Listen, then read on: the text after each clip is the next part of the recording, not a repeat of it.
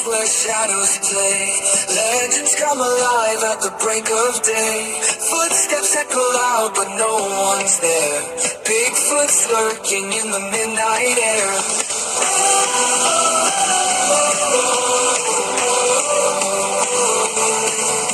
Fragmented house beneath the moonlit gloom. Eyes that shine like fire in a room of doom.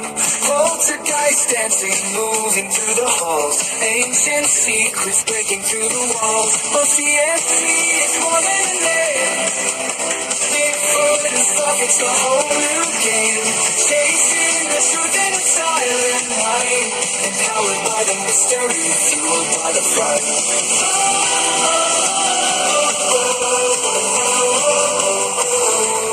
Cryptids in your mind, let your wonder grow. The hidden world is ours to know. From the forest deep to the attic's dust door. O.C.S.T, we're learning to trust.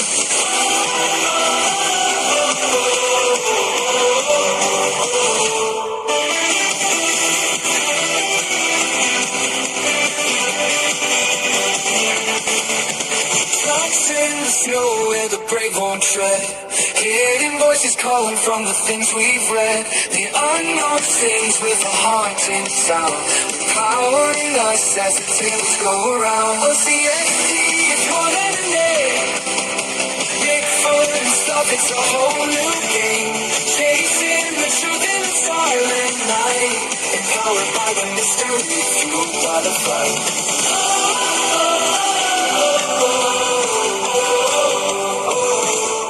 O.C.S.T, it's more than a name. Bigfoot and stuff, it's a whole new game. Chasing the truth in the silent night. Empowered by the mystery, fueled by the fight.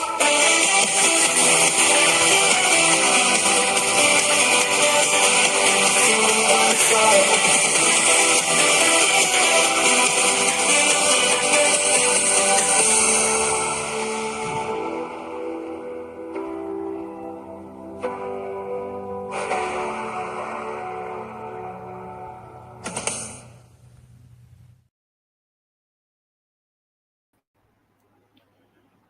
All right.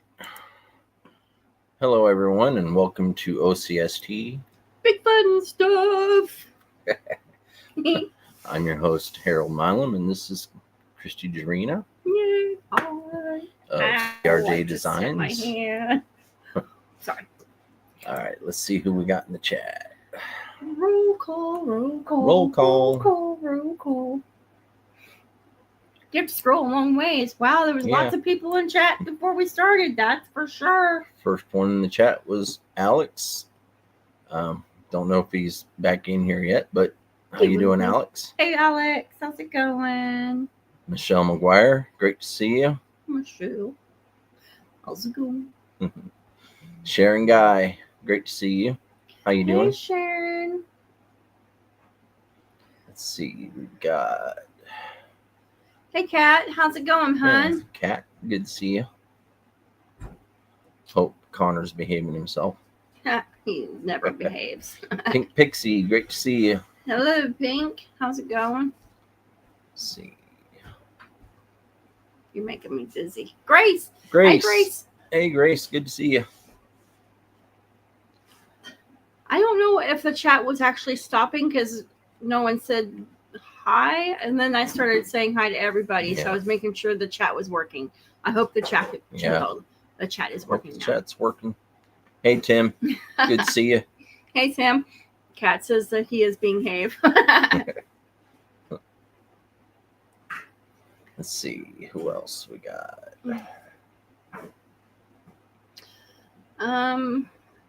Hey, Tim. Did I say hi to Tim? Oh, I did. Hi, Tim. CRC, how you doing? CRC. Uh-huh. Yep. Country Road Cryptid, it's great to see you. Jim's camera gone. Hey, Jim. Mr. Wilson. AI Mod, great to see you. Hey, AI Mod. Just wait just a second. We got Emmy in the chat. Great to see you, Emmy. Emmy. Misty, great to see you. Hello. Hey, Misty. How's it going? How are y'all tonight? Let's see. We got. Keep scrolling faster. You'll see Mr. Michael Haywood. Hey, Romans. Hey, Romans. Great Hey, to see CJ. you. I know you're in here. Yeah. Connor. Good to What's see you. up? What's up? You say Michael Haywood was in Yeah, here? keep going. Keep going. Yeah, there he is. Michael. Hey, Michael. Great to see you. How you doing? And everybody's saying hi to everybody else. Yeah. Let's see. Anybody else? Come on. Nope. That's it. So AI mod. Guess what? Sharon posted earlier. Everybody get your drinks and get your snacks because it's going to be an awesome show. Well, guess what? Here's my drink. Hey, John. Hey, John. And here's the Jiffy Pop. So, I got snacks. As I shove it in my face. If you can't understand what she's saying, blame it on the popcorn. No. I mean, I can't talk work. Like, anyway. All right, you want to remind everybody about your drawing? Yeah. So, people, guys have until the 1st of June at 11:59 p.m. Central Standard Time. Get your entries in. I have to show them. But to win, and it's not wine, Sharon, it's tea. Wood burned coasters. You have a choice of hopefully a design that I can draw. And then a saying or your name or whatever. And then light or dark stain.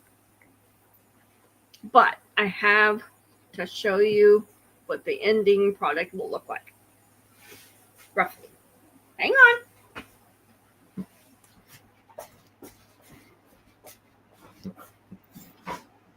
Just got to go grab it. I have to grab it. I wasn't prepared. I forgot. This is what live stuff is all about, right? Yep. So, having trouble. Oh no, hi Tonya. Make sure it's the right way. Hey, Tonya. See? So, This is a family monogrammed one. This is for Cammie and Connor, or Cammie and Colton. Yep. This is theirs. so if you I enter the know. I'm contest- sorry, Cornbread. If you enter the contest, you'll get to choose a design of your liking, Mm-hmm. and of Thanks, course, Grace. you'll have to email her. Yeah, and I'll post my email throughout the. You'll have to email her and describe what you would like on your coaster. Yeah. As far as design goes. And then, of course, your first and last name, and then your address. But you can either enter it one of two ways. Friend me on Facebook, just like my name is. You spelled my name wrong. Oh, yeah, I did. It's Christy with a Y. Whoops. Jurina on Facebook, or I will put my email in the link. So yeah. But until June 1st. And then I will let the person know after we draw the name on the 4th. Well, if you guys are live and are entered, you'll know when we draw. But whoever's not on O.C.S.T, Bigfoot and stuff on the 4th, I will either email you or private message you on Facebook. Yep. Yes. Huh? Can I take out Bear? No. We're in the middle of a show.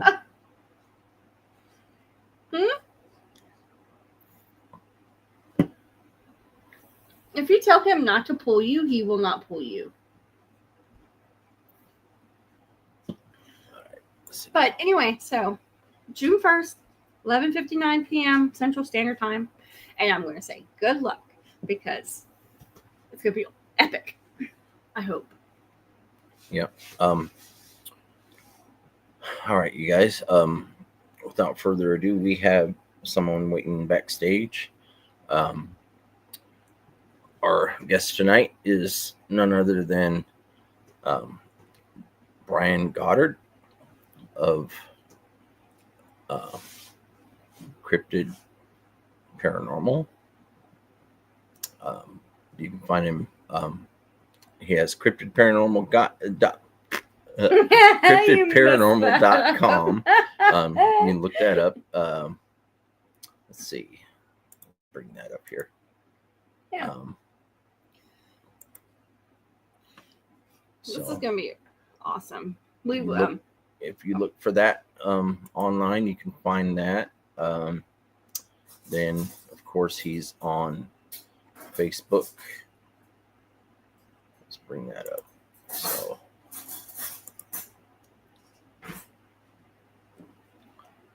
So look that up on Facebook. Y'all can see that. And then, of course, TikTok. So y'all go check out his social media. Yeah, it's going to be awesome. I actually started following him on TikTok after we started talking earlier today. Well, they started talking earlier today. And hey, Jess, love you, girl. How you doing? Hey, Jess. Hey, Blazer. Hey, Montana, man. How's the weather? All right. And then, of course, I'm going to follow him on Facebook and all the social things, and so we can promote him as much as we can with our little bitty, teeny weeny, minuscule. No, I'm kidding. You guys rock. So. Yep, you guys rock. Okay. So. Are you guys ready? Should we do a drum roll? Let's bring on Brian. All right, here we drum go. Roll.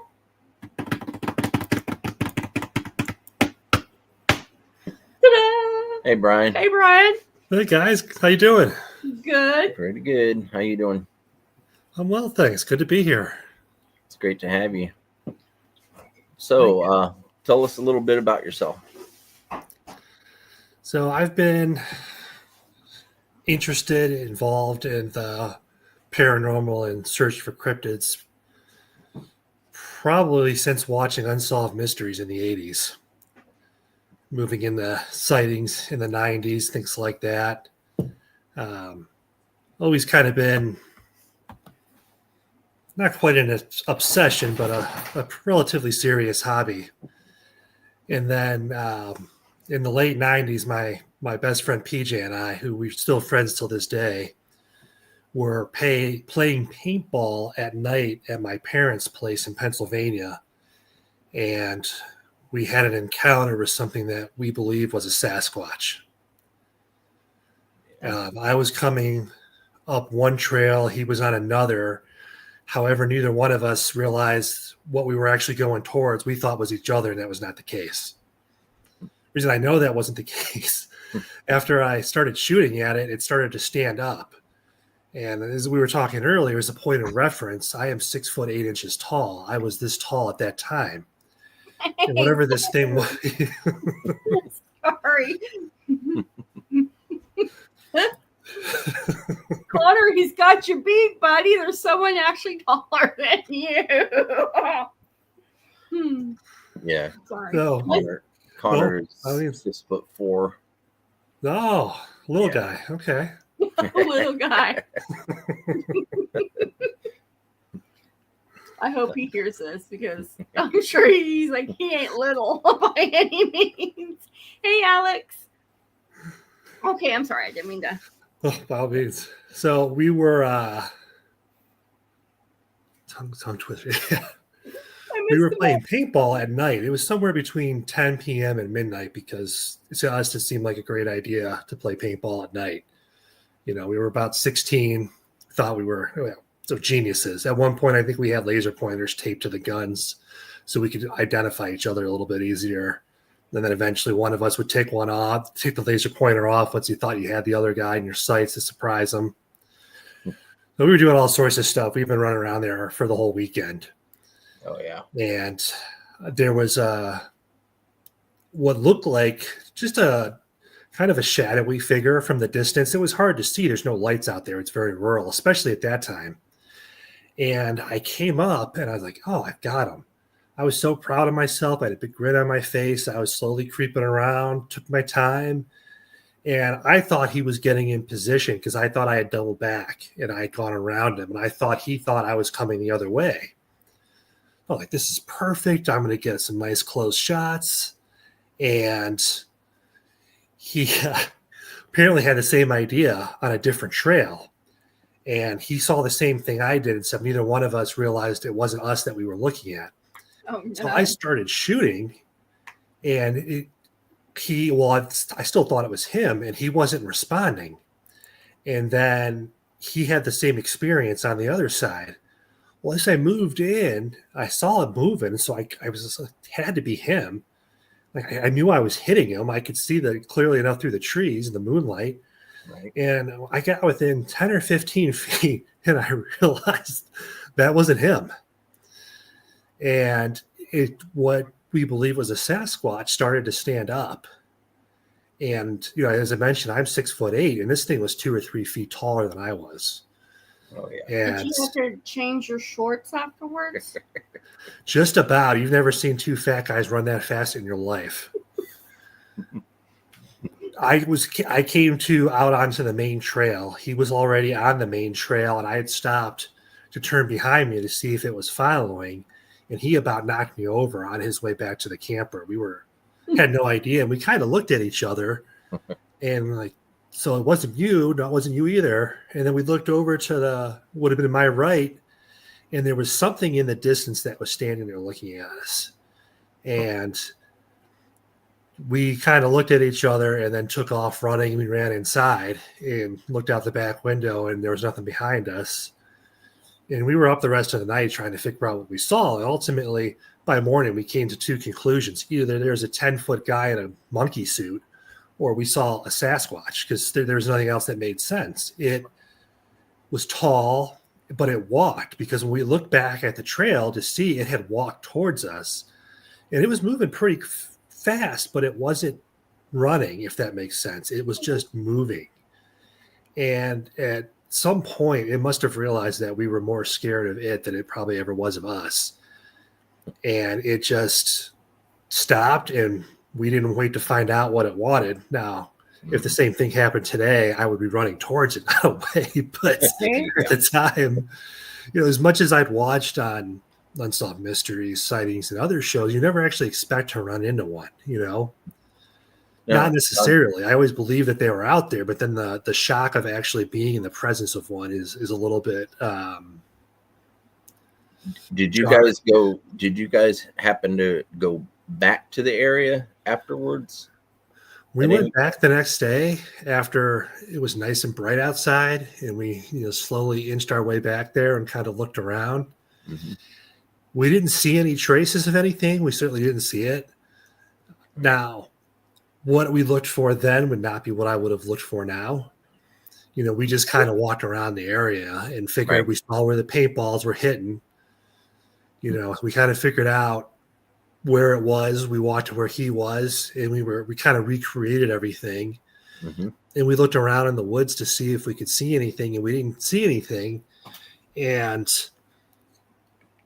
it's pretty rural. Some of the neighboring farms are, I think the closest one is 10 or 11 acres, but then there's a couple around that one and another one that borders them that is 200 or 300, and some of them are bigger than that acre wise.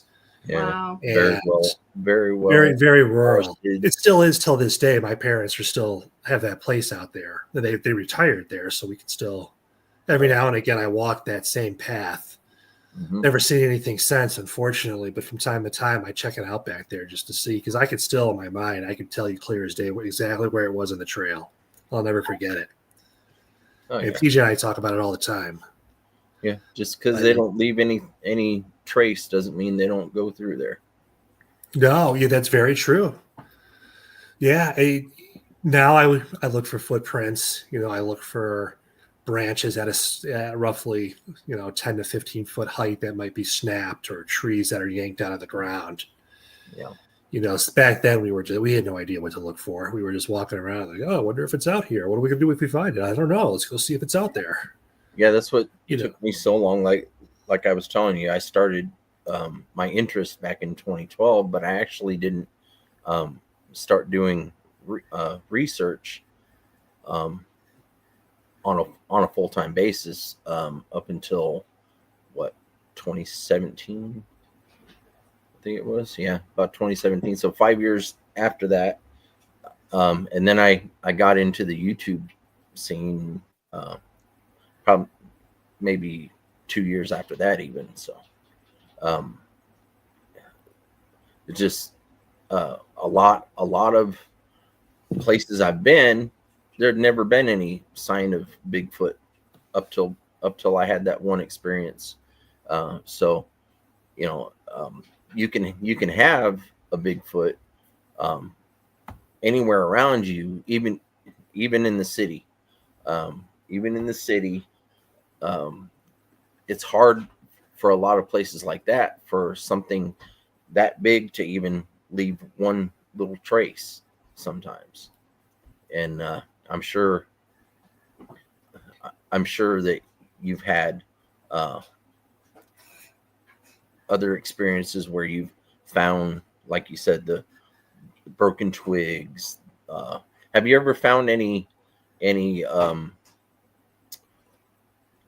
structure, any sort of structure, or any sort of because I have this a lot, even in my backyard, where they'll leave little twigs and they'll make messages with those twigs.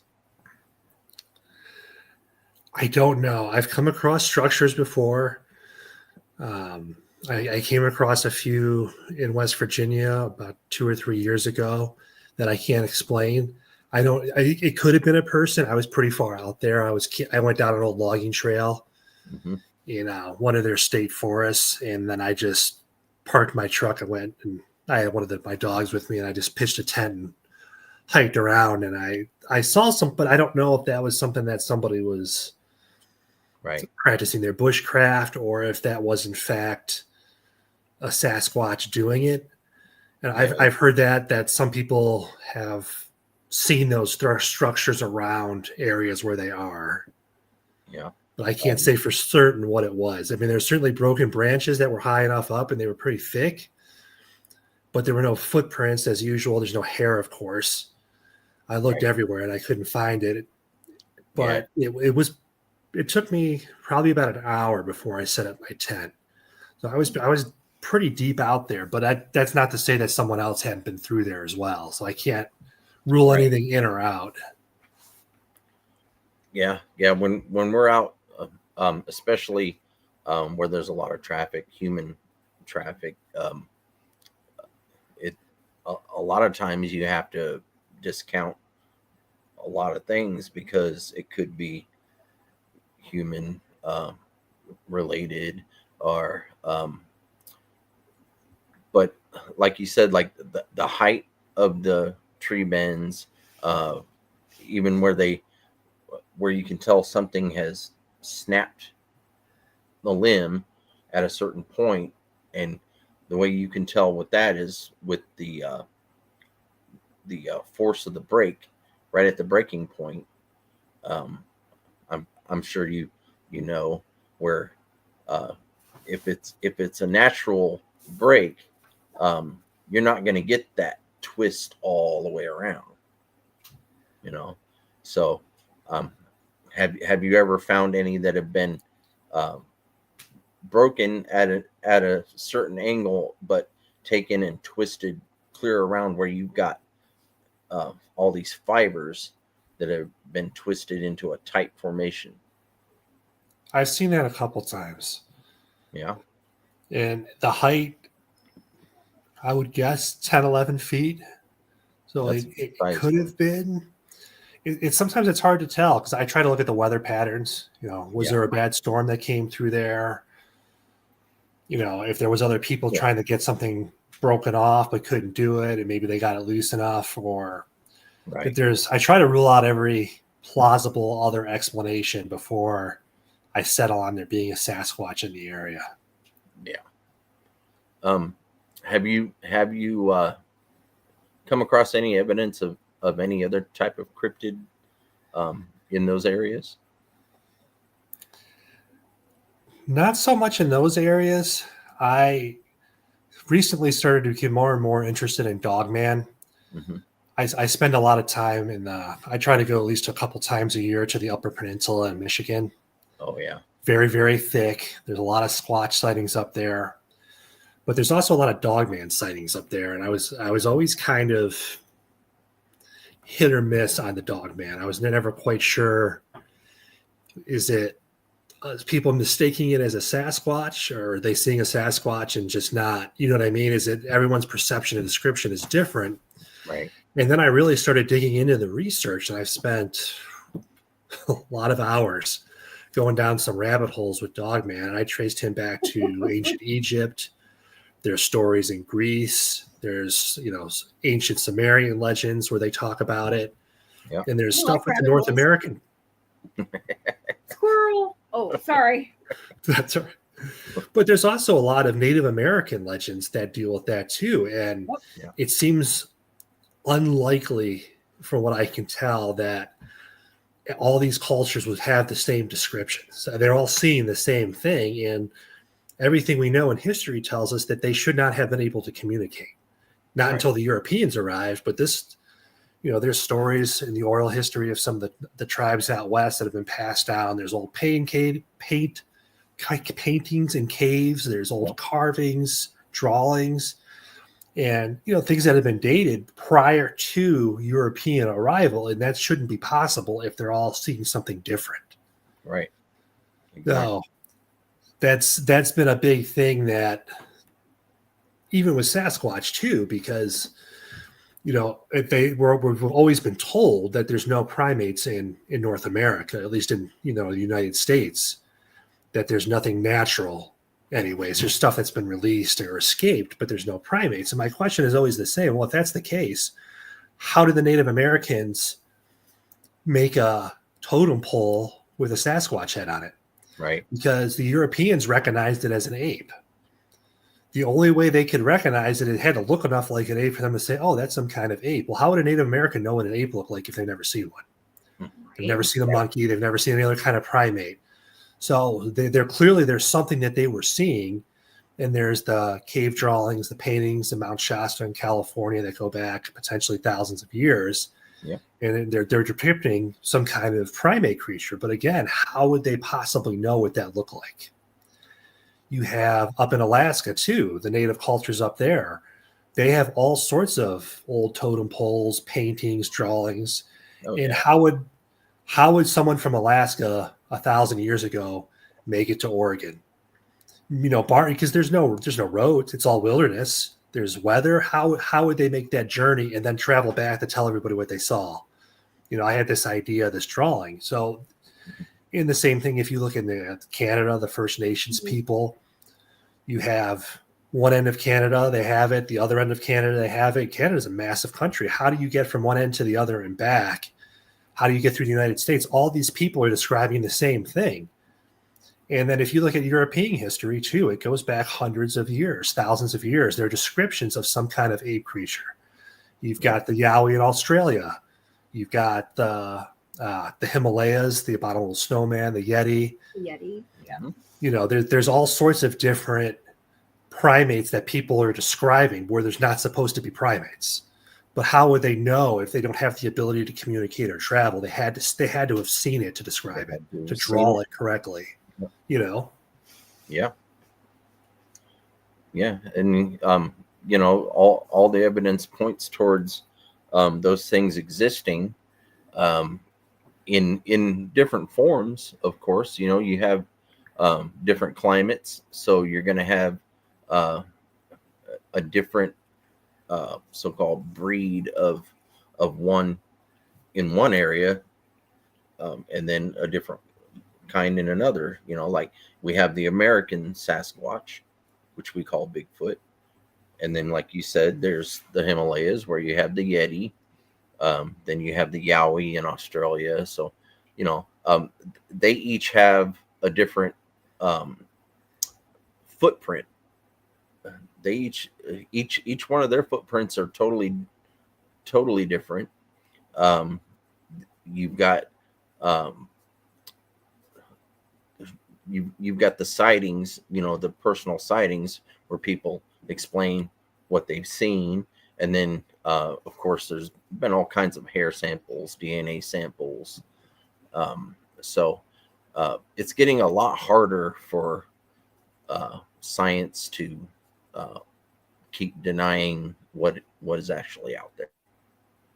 Yeah, I agree. I think with drones and just the kind of camera equipment we have and things like that, it's just a matter of time. And we can, like you said, with the DNA samples, to my knowledge, everything so far has come back kind of inconclusive, where they can't identify what it is a lot of times. And there's been a lot of times where they say, oh, it's this or it's that. And that's fine. But there have been a couple samples I've read about where they say has primate characteristics, has human characteristics. We're not saying it's a Sasquatch. We're just saying we don't know what it is. right. And that's one step closer than we were 20 years ago. And I don't know, are you familiar with the Olympic Project in Washington? Yeah. So the nest up there, to me, that's the biggest find perhaps in our lifetime. Oh yeah. Because that's those nests are built how primates, gorillas, have been known in other parts of the world to make nests. Except that one difference is it's so far out, where it takes you almost a day and a half to get up there. And then all the branches are snapped up 15 feet in the air. And all these trees are ripped out of the ground and weaved together in these massive nests. And it's not like something a person could do. And when the nests were discovered, they were discovered accidentally by a surveyor for a logging company.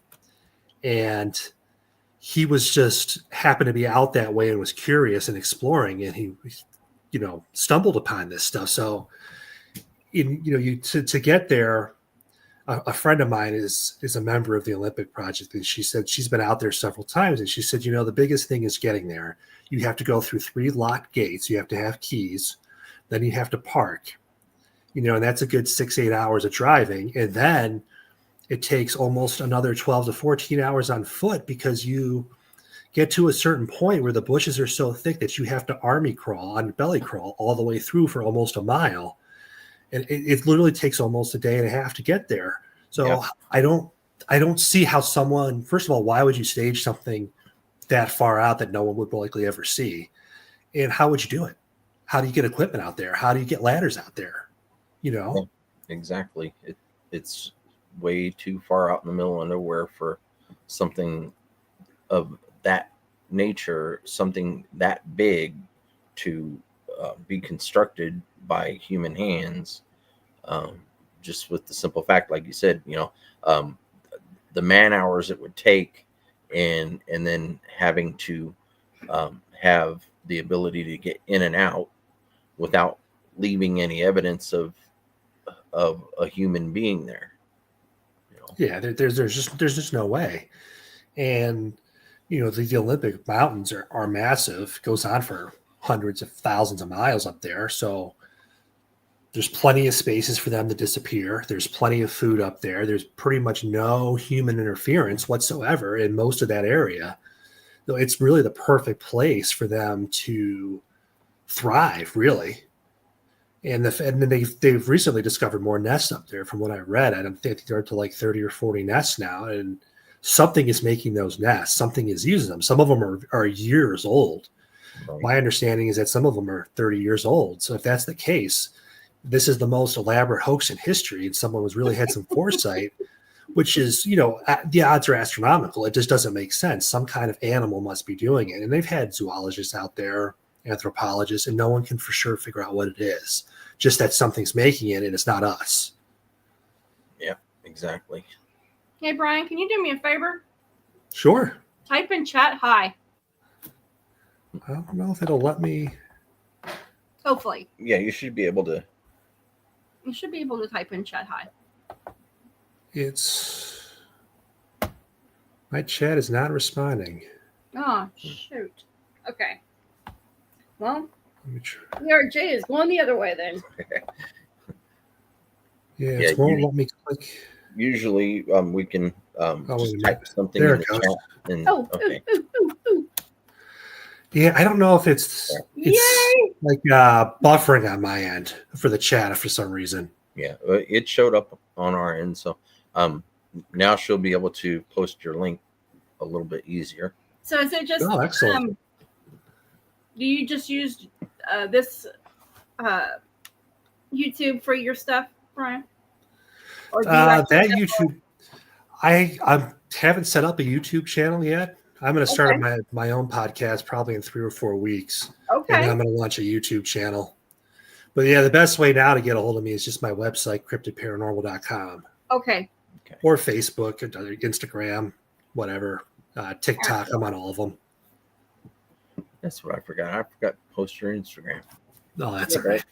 I don't do Insta. Maybe I should. It's one thing don't bash on me, y'all. That's one thing I'm not into. Oh, by the way, What? Abnormal Investigations is in the chat. Yes, I know. And He's been picking on me. Jay Fritz. He told the chat world that he was going to buy monkey suits for Jess and I. And I told him to hush his face, or I'm going to come through the screen and get him. Gotta love him. Yes, there's lots of people in there that you haven't said hi to yet.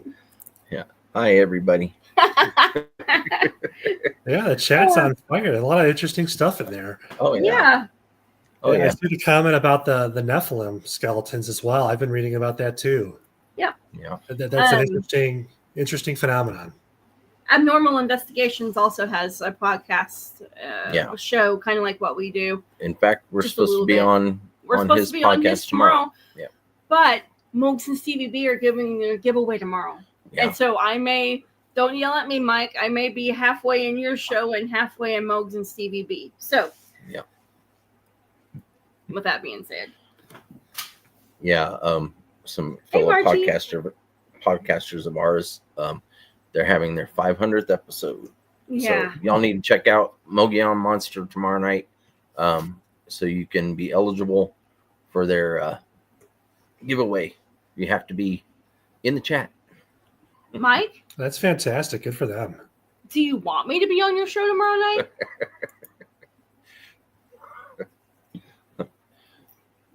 All right, Brian.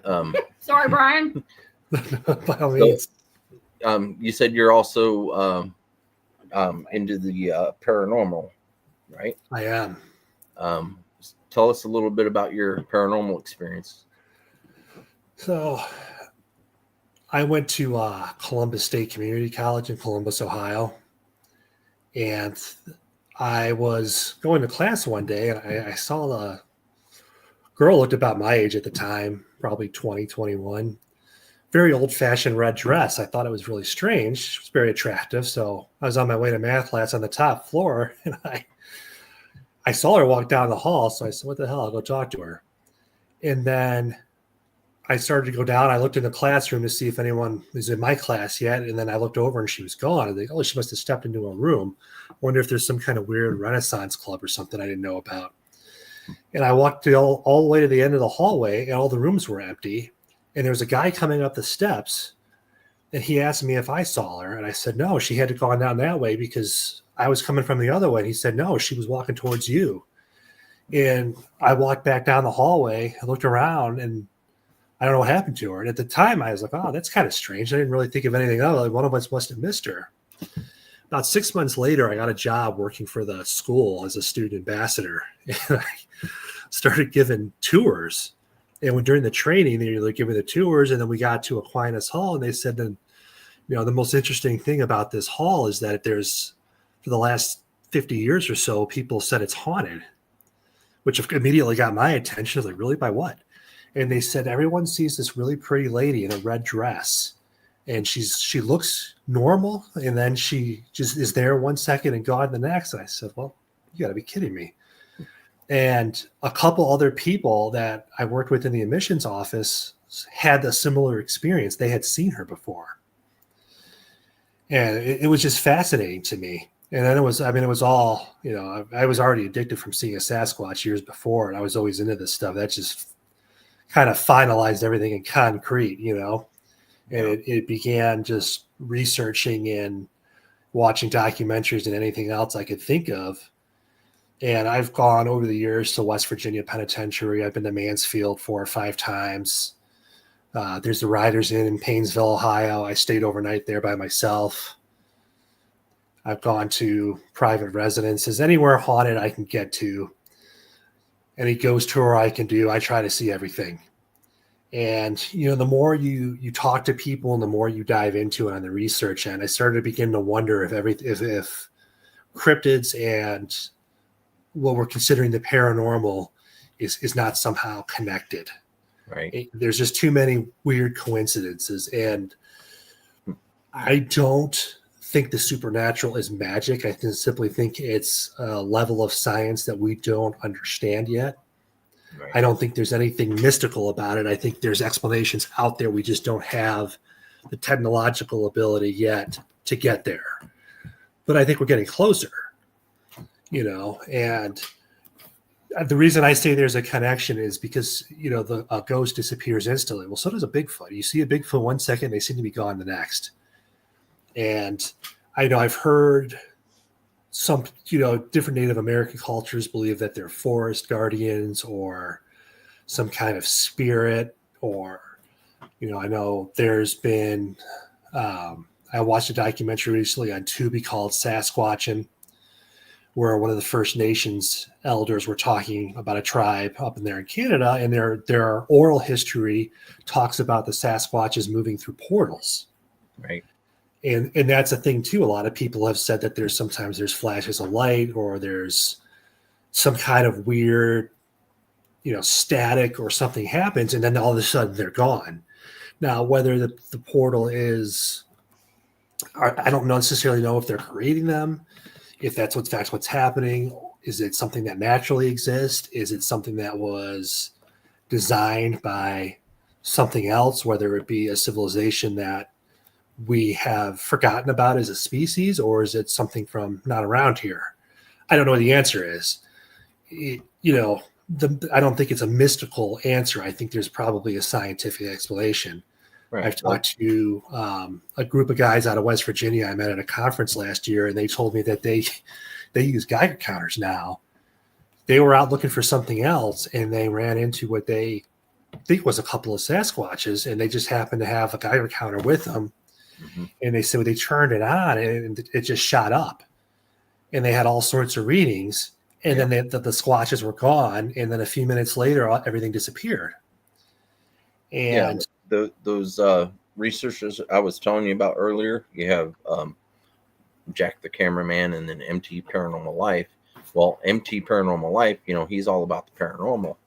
And Jack started inviting him to his night searches, and he started doing readings, and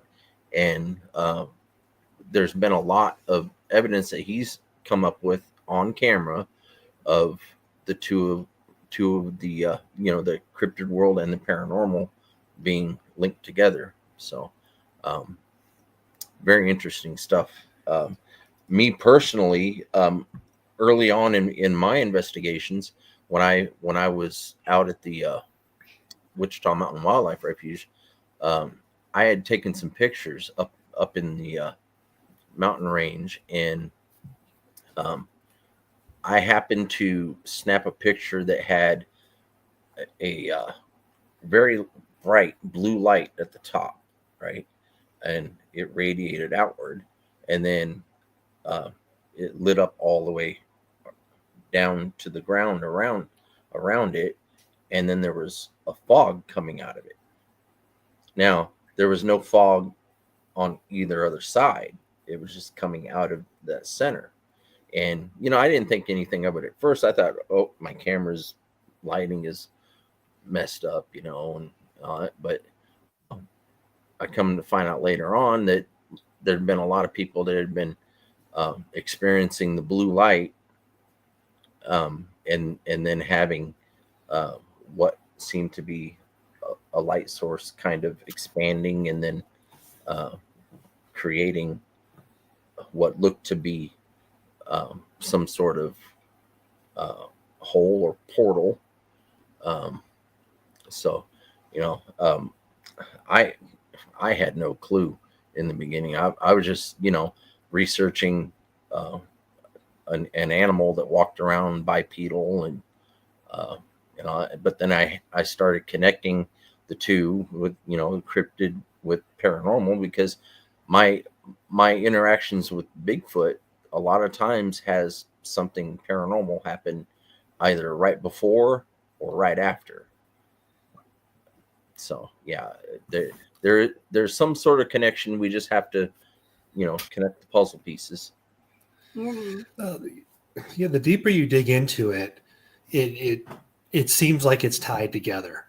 I mentioned Mount Shasta earlier, and the Native Americans out there, the legend is that was the entrance to what they believed was like the inner earth or the underworld. And that area is flooded with Sasquatch sightings, and there's a high amount of UFO sightings. There's spiritual phenomenon. There's cave systems up there. The geology itself of the mountain doesn't quite fit what should be there. The way there's different kinds of rocks and there's different thickness, and the densities don't make sense. Almost like it didn't happen naturally, but there's no other explanation how it could have happened. And there's been strange stuff happening up there for thousands of years, according to the local Native American population. But even the population today that live there, they see Sasquatches all the time. To them, it seems like it's a regular thing. They accept that there's something out there. But like I said, it's not just that. They're seeing UFO activity. They're seeing ghosts. So there must be some reason why their sightings are so high in that area. Yeah. With, like you said, with the Geiger counter going, you get high readings. There's multiple reasons why you get high readings, but when you're like you said, with the cryptids being there, and then you're doing the reading on them, and it just goes off the charts, there's got to be a reason for that, because us as humans, we do put off a little bit of a electrical field, so I would imagine something that large, like a Bigfoot, putting off a slightly larger electrical field, but when it goes off the charts, there's got to be a little bit more involved. That's my opinion, but Oh, I don't disagree at all. Yeah, I think you're onto something. I do think they are physical beings. I don't think that they are spirits per se. I suspect there's a logical explanation for how they disappear. I'm not completely sold on the portal idea, but I'm not ruling it out either. There's so much we don't know about these creatures. They really can't rule anything out. However, I do think that it's possible they have, if you look at the evolution of the primates, gorillas, things like that, they've adapted to their environment in all sorts of different ways. For example, there are species of primate that live in the Himalayan mountains and more in the foothills now. But primates are supposed to exist in tropical environments. These ones do not. They do perfectly well existing in a harsh environment. And over time, they've adapted. Their fur is thicker. Their socialization has changed. They travel more pack-like because they use they huddle together at night for heat. So they've adapted. So these creatures can adapt to their environment. And if you look at large primates, their gestational period for reproducing is roughly 6 to 8 months, 9 months. But they only produce one offspring maybe every 7 or 8 years on the larger primates, gorillas. So assuming Sasquatches are somewhere between us and them, their numbers are likely, that's probably why their numbers aren't as high as ours, because they simply don't reproduce at the rate we do. we would be their number one, even though they're probably physically stronger than us and possibly just as intelligent as we are. Maybe not, maybe more, maybe less, I don't know. But we would most likely be their biggest predator. And it does seem like that the primates adapt so well to their environment that they would understand that we are their biggest enemy, and that's why they would want to be elusive. Mm-hmm. And it seems to me that they could have adapted in other ways too. If you look at owls, for example, some owls can go to a tree and blend in. They can turn the color of the bark so a predator can't see them. And other animals can do that as well. And I don't think it's completely out of the realm of possibility that a Sasquatch would be able to do something like that. And the other thing too is they live in these woods. They know exactly where every tree is, every nook and cranny.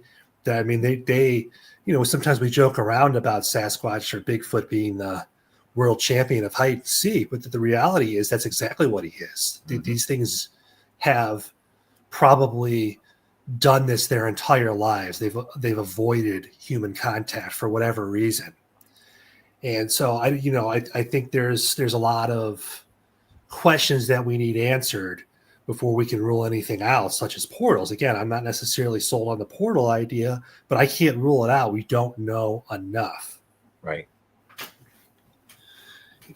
And, the other thing too is if you look at, for example, Alaska, Portlock back in the early 20th century, where all those people went missing and some of the bodies were torn apart. And the native population warned the settlers that was what they called the wild man or the hairy man. That was his territory.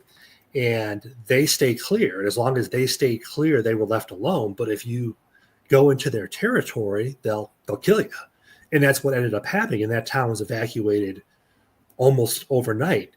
Yeah. And, the last train went out and people left closed. Their tables were set for food. They were absolutely terrified. But they're seeing something. Something was killing those people. Something terrified those people. And I would expect, in Alaska being the harsh environment that it is, that a creature like a Bigfoot to adapt would also probably be much more predatory. They would be more territorial. They would probably travel in greater numbers for safety. I don't think that's out of the realm of possibility at all that an unknown primate species could flourish up there under the right circumstances of their development. Yeah, you're right about that. There's a lot of people that do believe that there's more to Sasquatch and Dogman than just flesh and blood. And I was one of those in the beginning. I thought, it's a big creature. Of course, like I told you, I brushed hairs with one, and it was physical. It was a physical touch between myself and the creature. So it wasn't just a apparition. It definitely wasn't somebody in a suit. I would have seen evidence of that as close as I was. So the only thing is my first sighting of it was, they didn't open up a portal. They didn't walk through. They didn't, they didn't cloak or anything. So I couldn't use that to explain in detail what I learned later. So I add to that by my later experiences and some experiences beforehand where I didn't see these things, but I've had paranormal experiences where I'm camping out in the woods and I go and I lock my van door and I go sit down at the picnic table and I'm looking right at the door. When it happens, the door opens right back up and then slams shut, So, and then later that night we get something standing it's really, really tall, standing over the opening of our tent in the moonlight. So I'm like, that's bigger than human. So did you become a Sasquatch burrito or taco? I could have. I could have if things went south, but luckily, whatever was there was just there to it was curious, just like how we are of them. So it just didn't have things happen in the daylight so much. It's more nocturnal. So I've never had a Sasquatch sighting personally in broad daylight, except for one time, and that was when I took Christy out to Parallel Forest, and we actually had one that was hiding behind some tree limbs and some large brush, and it was looking right at her. Then when I went to snap a picture, it looks right at me and then walks away. So are they in the flesh? Yeah, they are in the flesh. I know that for a fact. Are they paranormal?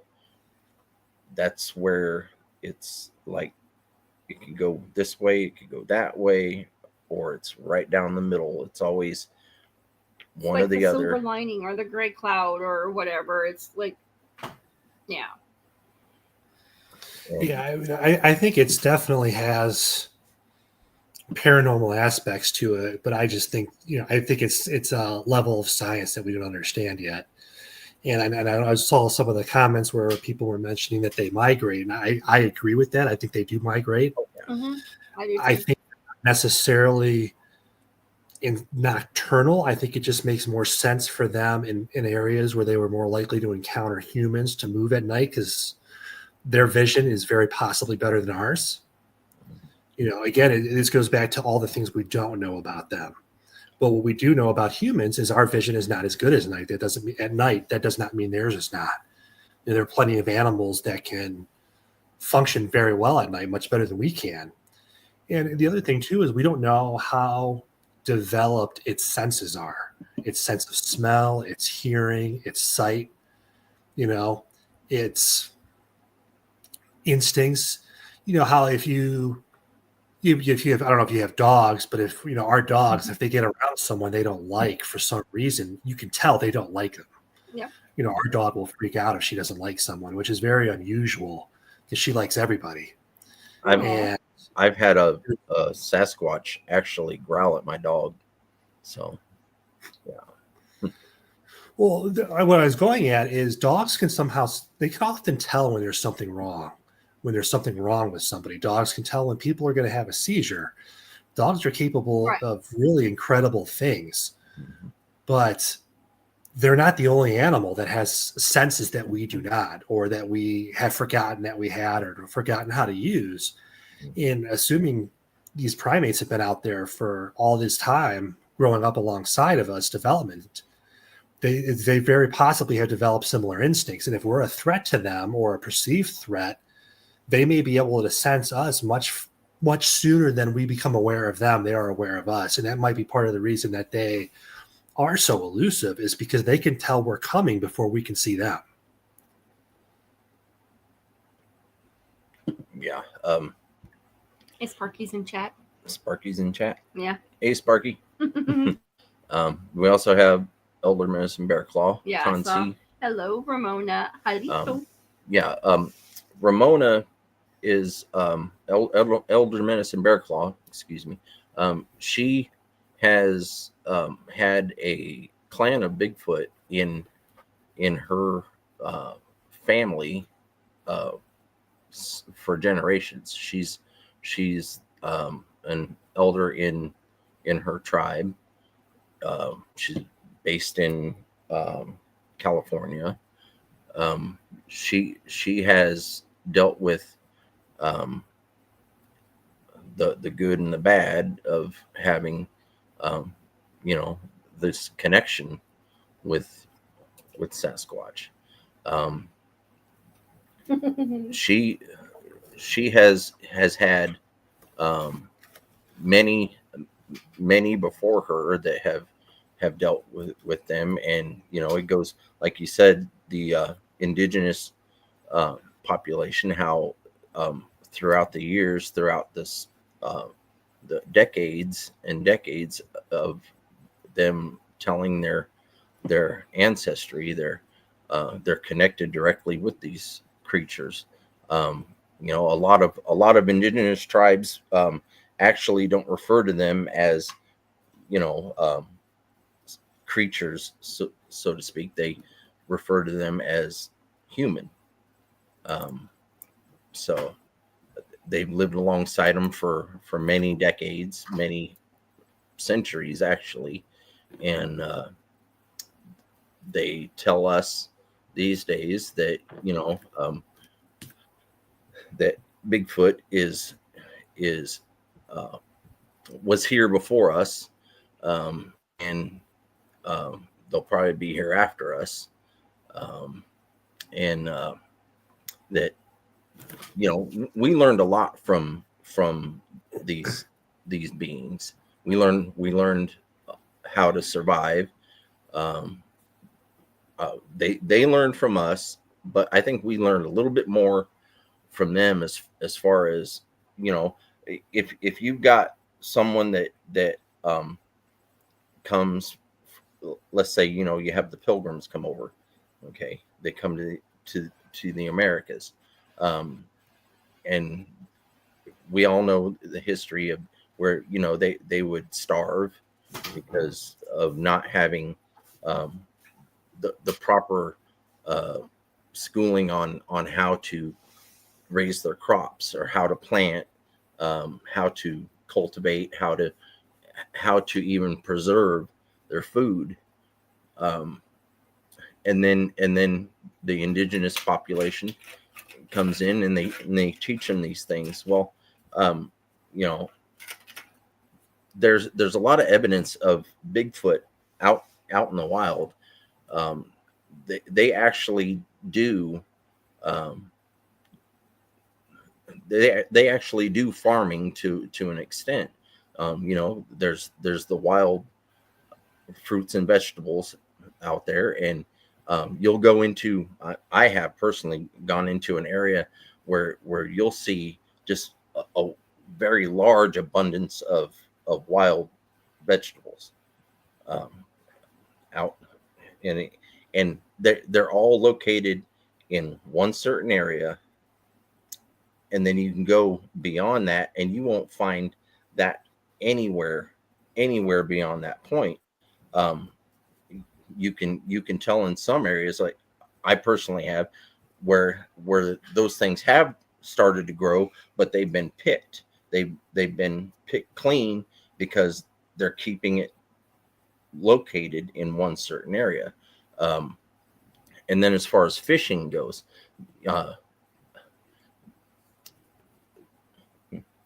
sorry. What? I have to go get Squeaker. You have to go get Squeaker? Okay. Don't tell her. Oh my gosh. Oh. I just said it on live. Ooh, she's gonna be so mad at me. She's got to go get Cammy. Got to pick her up from work. So, I'll be back. Yeah. But, God. excuse my rambling on, but Yeah, what are your thoughts on Bigfoot having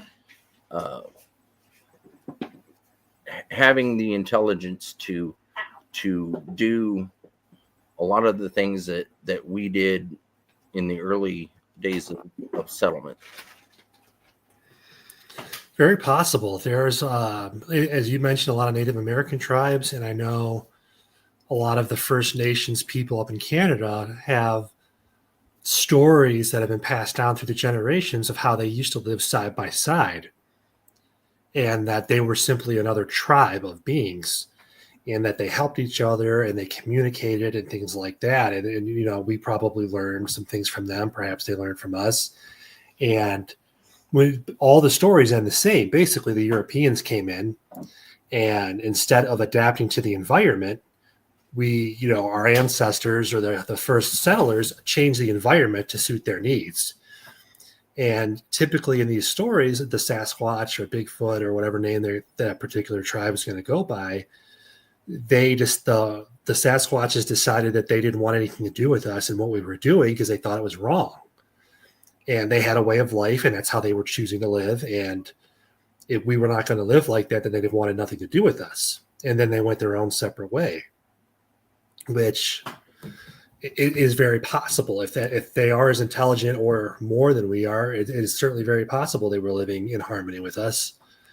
As far as planning, I would suspect that it's very possible. They perhaps are able to not necessarily farm. There's no evidence they use tools of any kind, but that doesn't mean they couldn't bury seeds. I mean, we were hunters and gatherers at one point. At some point, we learned how to plant without a lot of tools. So I would imagine that they have potentially the similar capabilities. Not to mention, if down the primate path, typically their hands are very much harder than ours. The skin's very thick, so they can grab onto trees. So they may not need tools in the same way that we would to accomplish the same goal as far as planting and things like that. And most primates, not all, but most, will typically eat fruits, vegetables in the wild, things like that, before they would go after a living creature. Now, like anything, if you're desperate, you'll take what you can get, or if there's an easy opportunity, I'm sure they would. There's evidence from descriptions and stories that they potentially travel together. So there's some kind of a social structure. Right. They may make nests or some other kind of shelters for harsh weather conditions or for whatever reason that they do it. And perhaps that's something we learned from them. Perhaps surviving here was something that the Native Americans learned from them, because there's all sorts of stories of something else intervening. And that kind of circles back around why some tribes consider them spiritual, because they were guiding them and protecting them and teaching them how to survive. So if they developed that skill set before we did and passed it on, it's likely that they still have it. Why they haven't done more or advanced, I couldn't tell you. It goes back to all these questions that we don't have answered. But I would go back to take the Amish, for example. They choose to live a certain way that the rest of us do not. And that may be simply what they have chosen to do. And when we talked earlier about Alaska, there'd be more aggressive Sasquatches and things like that. Here in Ohio, they're not. We have a lot of sightings here, but they're not aggressive. They generally avoid us. They might throw rocks. There's a lot of debatable recordings of tree knocking, wood knocking, things like that for them communicating, but they don't seem to be as aggressive. They're also not as big as the typical sightings out west, which also makes sense because the West is far less humanized, so to speak, than we are here. Most of the Ohio is developed, other than a few certain areas. Where out west, you still have many hundreds of thousands of miles of forest or just untouched by human land that they're able to survive and perhaps grow in larger numbers, things like that. So it's very possible. I think they migrate to some extent. And I don't know if they do that because of us or we used to do that because of them. Maybe perhaps that's something that the original inhabitants of North America learned from them was, migrate with the seasons. You use up the land here, move over here. Don't take too much. Take what you need, then move over here. Who taught who? I couldn't tell you, but I think it's very possible that one of us taught the other, and it's not necessarily us teaching them. I agree. I think we may have learned more from them, perhaps, than they learned from us. Yeah. Now, me personally, I have received gifts from the Sasquatch that I interact with, and when I first moved here, I had received an actual tool from from the Sasquatch. I have it in one of my videos here on YouTube. It was actually a little stick they took from tearing it off of a branch that was shaped like this, and they took and they ripped it away, and they took all the bark off, and they made a little on this one end. It's fatter on this end than it is over here, so it's made perfectly to where they could dig. They dig in the ground, and when this Sasquatch left it, right next to where it left the tool, it left holes in the ground to where it actually dug, and there was mud on it, and there's a lot of grub back there. So from my personal belief, I got the gift. I have the tool, and I have video evidence of the tool laying where they left it, and then all the holes all around. Also, asking these things to eradicate moles for me. I actually physically or verbally said to them, I've got a mole problem here. Could you please help me get rid of them? And that night I was doing a show. I got gifted a mole that was squished like a large foot stomped on it. So I experienced things like that. Now, tying it directly to one, that's where I haven't done. But the fact that I actually got a picture of a Sasquatch sitting where the gift was left.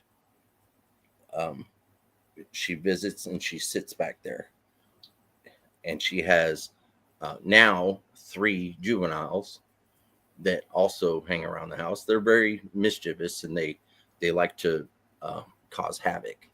But she'll still sit back there, and I'm always taking pictures. There's always her rear end imprints back there. I have the one picture of her with the juvenile sitting on her shoulder, and I personally have to say that they are capable of making tools. From the evidence that I collected. So, but that being said, your story about the woman in the red dress. Now, have you had any other type of paranormal experience as far as a sighting or even EVPs or anything like that? Yes.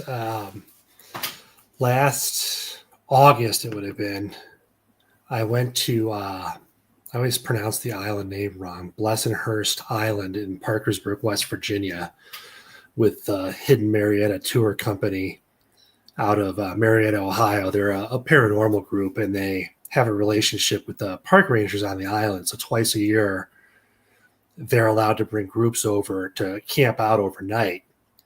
And if you look up the island, there's all sorts of history going back thousands of years. And one of the things is the mansion. There's a mansion there that's haunted. The island itself is haunted. It's also there are shadow creatures that are said to exist on the island. So much so that the staff won't stay past 4:30 at night. They refuse to work after the sun goes down because they've all had encounters. And when they were developing the island into a park, they started digging to see where they could build structures, and they were going to put stuff up and do. They originally had a whole different plan. Well, as it turns out, they found bodies everywhere from Native Americans, where there was old burial grounds.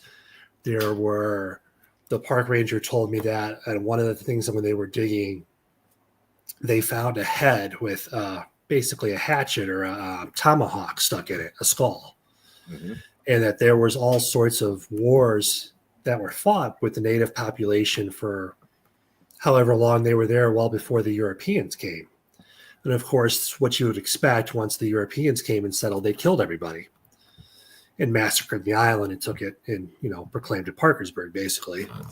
And there's a lot of history that goes into it. So I was in the mansion. It was 12:30, 1 o'clock in the morning. It's by myself. I had my millimeter. I had a device I had a recorder on me, and I had a device to measure sound. And at first I had been in and out of there through the evening. And at that time I'd been in there probably for an hour or so downstairs. I'd been walking around, just kind of hanging out just to see if I could see anything, hear anything, pick anything up. And I went upstairs, and it was the strangest sensation I've ever had. I generally am not afraid of anything except for heights, and if I woke up with a spider next to me. Other than that, I'm pretty good. Nothing really frightens me. And my fight or flight instinct was on fire like it's never been before. Mm-hmm.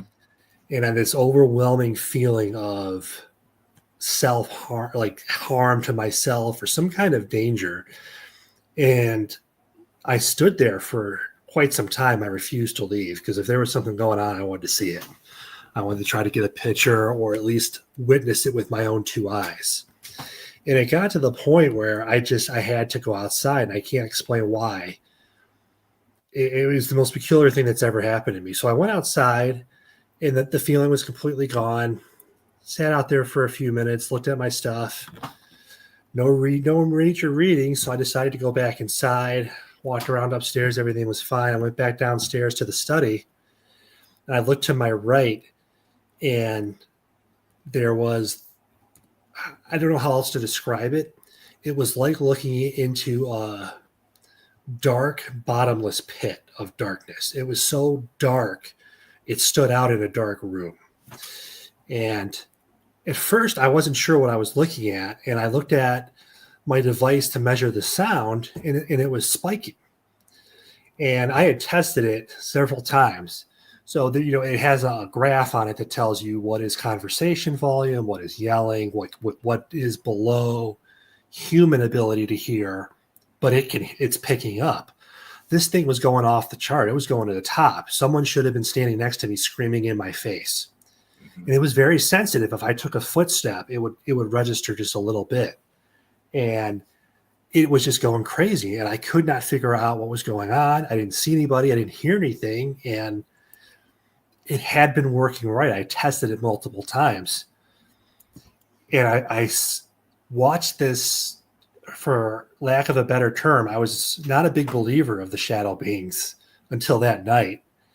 And I saw it go over the bed and kind of fade away into a corner. I saw it had a form. It was, I cannot describe how dark it was. And if you've ever met someone who has seen it, once you see it, you never forget it. They'll describe it the same way. It is the darkest. It's like it's drinking your vision. Mm-hmm. It is I don't know how else to describe it, but it moved. It had some kind of features. I'm not necessarily sure if it had a face, or it definitely had arms. It appeared to have legs of some kind. It didn't seem like, I couldn't tell if it was wearing clothes or anything, but it just slowly creeped over the bed. A lot of people will describe it as yes, it's black, but it's darker. Yes. It's darker than black. Yeah, black doesn't do its justice. Yeah, that's the only thing I can say it is the darkest darkness you will ever see in your life. And it's like your vision is, you're looking at it and your vision is still going, but it's just getting darker. Mhm. It's very disconcerting to look at. It just feels weird. It doesn't seem right. And other people had experiences there before and seen them.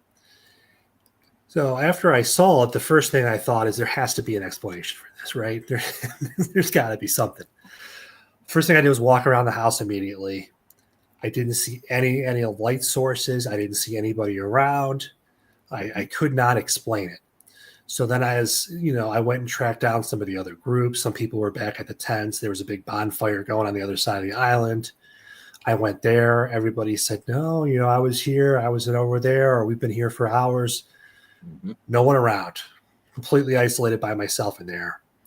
And whatever this thing was, it moved. And I always assumed that it was a sleep paralysis thing. I always thought that I said, okay. I always thought that was a logical explanation. I've read a number of articles by the Cleveland Clinic where they explain how sleep paralysis, you're in this twilight, and sometimes your vision will play tricks on you and you see this shadow creature. So I always thought that was the case. Well, over the last almost year now, I have just been researching it nonstop, and I came across thousands of accounts on the internet. I've also met a few people who have seen them. I have an account on the encounters section of my website of a lady that I met who had an encounter with one, and she sent it into my website. And everything that comes in, I don't edit. I just copy it right out of the email and drop it as is. People can make their own determination what they think of it. But when she described it to me when I first talked to her, she said it's the darkest darkness she's ever seen. Yep. And she said the same thing. It's just, you just stare at it because it's so dark, and it stands out at night. It's dark around it, but there's something so much darker that it still stands out. Oh yeah. And I don't know what the explanation is for it. And I started researching the history behind these things.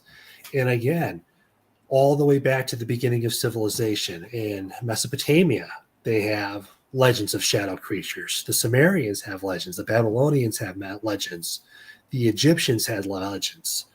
And if you look at the ancient cultures of the world, the Native American tribes also have legends of these creatures that aren't necessarily human. They're not necessarily ghosts. They're just something else altogether. Now, everyone has a different experiences with them. I've come across people who have said that they're simply there and they see them sometimes and they don't bother them. That is very rare, I've found. Most people I talk to feel like they get the same feeling I had. They feel like they're unsafe. They feel like there's something wrong. They feel uncomfortable. They're uneasy. They feel threatened. They feel uncomfortable. And, the description is always the same. Everyone just talks about the darkness and how you can't describe it because you've never seen anything like it. We don't have the words in our language to describe that dark of a thing. And it is not the case all the time. Some people have had more positive experiences with them. Some people have said that they're guides of some kind, Right. Most Now, of the Native American lore that I've come across does not say that. Most of it says that they are some kind of a warning, or they're an evil spirit, or I've heard some people refer to them as demons. I don't know if they're demonic. I'm not necessarily sure how you would ascertain that for sure. my own personal experience with one. Let's see, I was about 18 years old, living with my parents, and I shared a room with my brother, my little brother, and I slept in one corner of the room. It was usually pretty dark in there. I'd have one little light that I would keep off most of the time, but up in the one corner at the foot of my bed, up in this corner, it was always super, super dark, like darker than everywhere else, right? And I never paid a whole lot of attention to it until one night I was laying in bed and I looked up and I thought I saw it move. Okay, so I'm like, I didn't see that. I didn't see that. I'm thinking, I didn't see that. And then I heard something on the roof. This black area diminished to about that much at that time. And then I heard something on the roof. So I get up, I grab my baseball bat, and I go outside and I go out the gate to the side of the house. And I'm standing there. I don't see nothing on the roof except for the neighbor's cat. Okay. The neighbor's cat's looking over my head over to the bushes in front of my neighbor's yard. I turn around, and as soon as I turn around, I'm looking at this creature that is skinny and probably about 6.5 feet tall. He's got green skin. He's got looked like he's wearing a black trench coat and a black hat with a the Hat Man. Yeah, the round brim, and he looked. I thought he was wearing sunglasses at first, and I stepped forward, and then he raises his head, and I see black eyes, and he just standing there looking at me, and I'm like I did the first time when I saw Bigfoot. I'm like, screw this. I'm gonna go get something a little bit more my taste. So I go back inside to grab my spear, and I come back out and it's gone. I go back inside, and in that corner where I saw the blackness is gone. Everything's the same, the same lighting all the way through the room for that. So that was my experience with this entity. Yeah. See, that's very interesting because there seems to be different. I don't know if it's a hierarchy or different kind, a different entity altogether, but a lot of people have seen the Hat Man. And I always thought the Hat Man was an urban legend that just, kind of popped up all over the place until I started doing more research on shadow people, and he keeps coming up and up and up.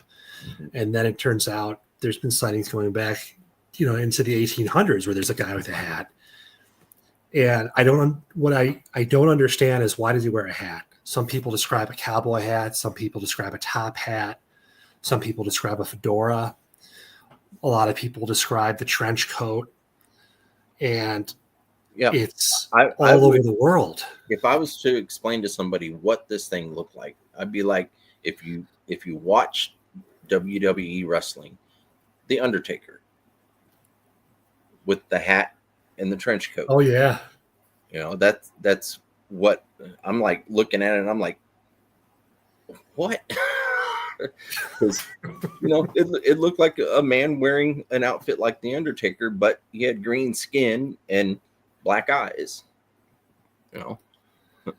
Yeah, the one that I saw definitely was not a Hat Man. Mm-hmm. But I've talked to people who have seen a shadow creature as well as a Hat Man, and I'm not completely sure what the difference is, but I do believe there is a difference. I don't know if it's some kind of a social status in their whatever they are, if they have a community. I don't know if they're a different being entirely, is very possible. And there's all sorts of theories. Where do these things come from? Well, some people think that they are spirits that have been trapped, or they're enraged, or they're in some kind of a prison on this plane of existence and they can't cross over, and if that's the form. I've talked to other people who believe that they are bleeding over from another dimension that exists kind of exactly where we are, It's not in our ability to perceive or interact with because it's on some kind of a different spectrum. Right. I mean, any of those possibilities seems just as reasonable to the next as me, because this is one of those things we just don't know that much about, other than millions of people have seen it. If you go and research over the UK, they have stories going back to the dark ages of these things.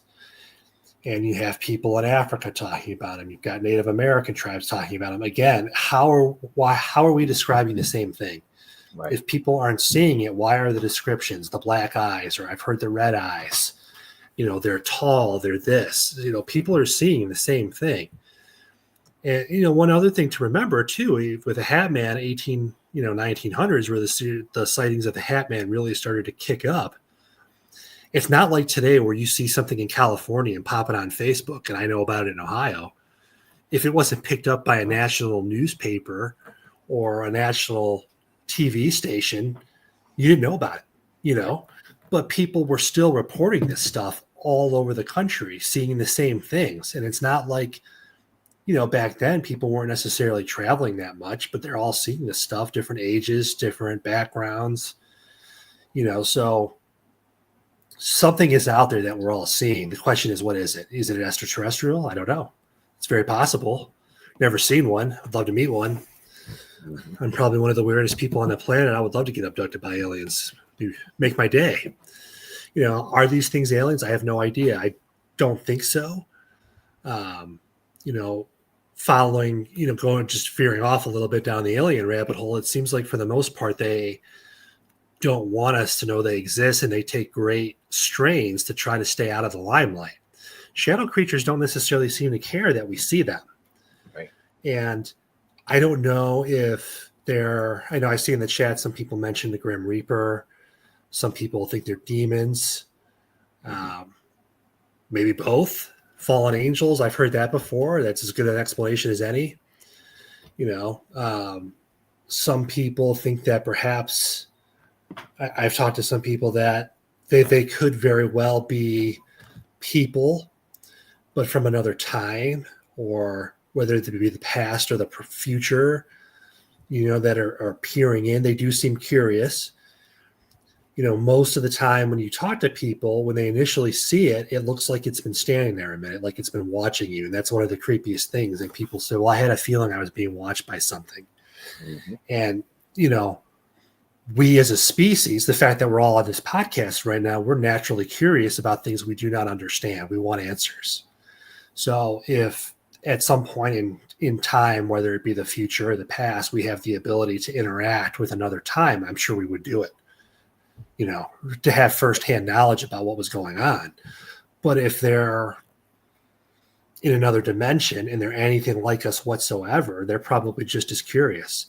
And, another thing that's, at least for me, has crossed my mind is, are they watching us, or are they even aware that we're here? Mm-hmm. Maybe they're watching us because to them, we are in fact bleeding over into their realm or their dimension. And what we're seeing is something else that's seeing the same thing. We're seeing a shadow. Perhaps that's exactly what they're seeing too. And they're just as curious as we are. That's why we end up standing there staring at each other, because we're like, what the heck is that? That said, that doesn't explain the Hat Man, though, because the Hat Man interacts differently. But it all intents and purposes appears to be a shadow creature, but somehow different too.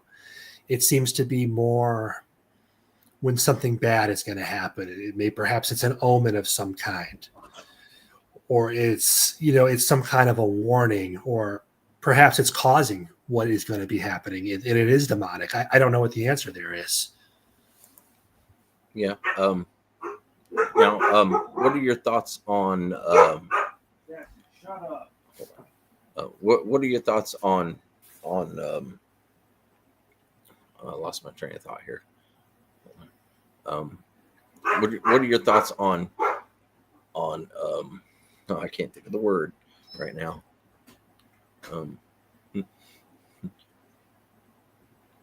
Okay. Balls of light. Are they? Could they be? Are they? paranormal, like you have your orbs, you have energy balls.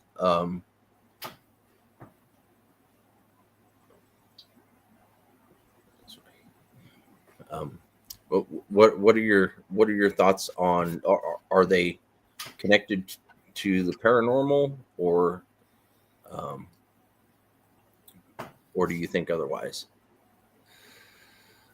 In my mind, I lump in extraterrestrials, UFOs, UAPs almost into the paranormal, because to me, like from my perspective, it's all science we don't understand yet.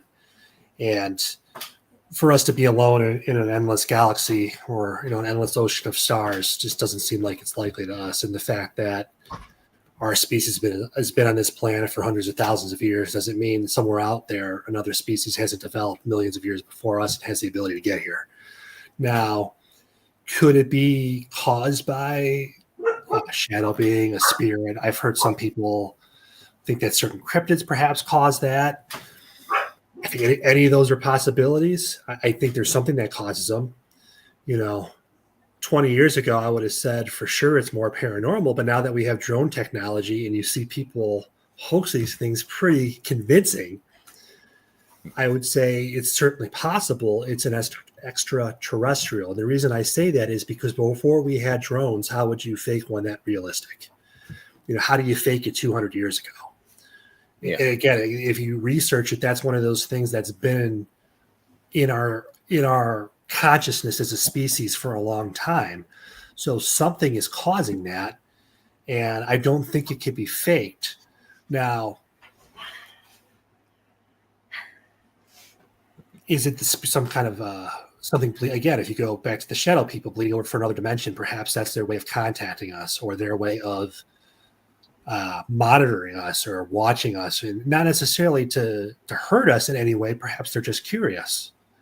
They've gotten to a point technologically where they can cross that barrier, or they've discovered that there are some parts, there's different theories where there are certain parts of the world where that veil is thin.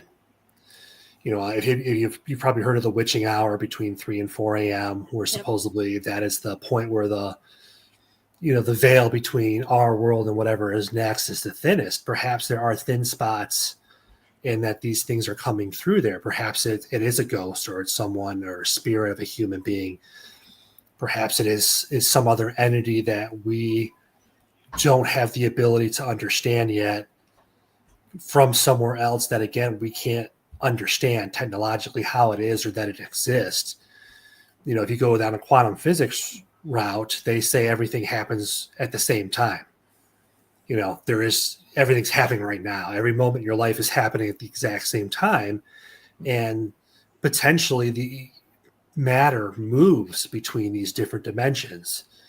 So according to quantum physics, that's very possible that these orbs or energy balls are coming from somewhere else, whether it be our future, another life form, or perhaps it is extraterrestrial, and they are simply doing research on us and just trying to keep an eye on what we're doing. I mean, let's face it, if you came to Earth from another planet, there's two possibilities. Either you're going to conquer us, because if you have the technology to get here, there's nothing we can do. Or two, they want to study us, because to them, it's like us studying an ant farm. From a technology point, we probably don't even have the words in our language to describe their level of technology. So that these orbs are in fact extraterrestrial, we would have no comprehension. To us, it would look supernatural. We would not be able to describe what they're potentially doing. There's technology out there that we haven't thought of yet. For example, take a look at Tesla.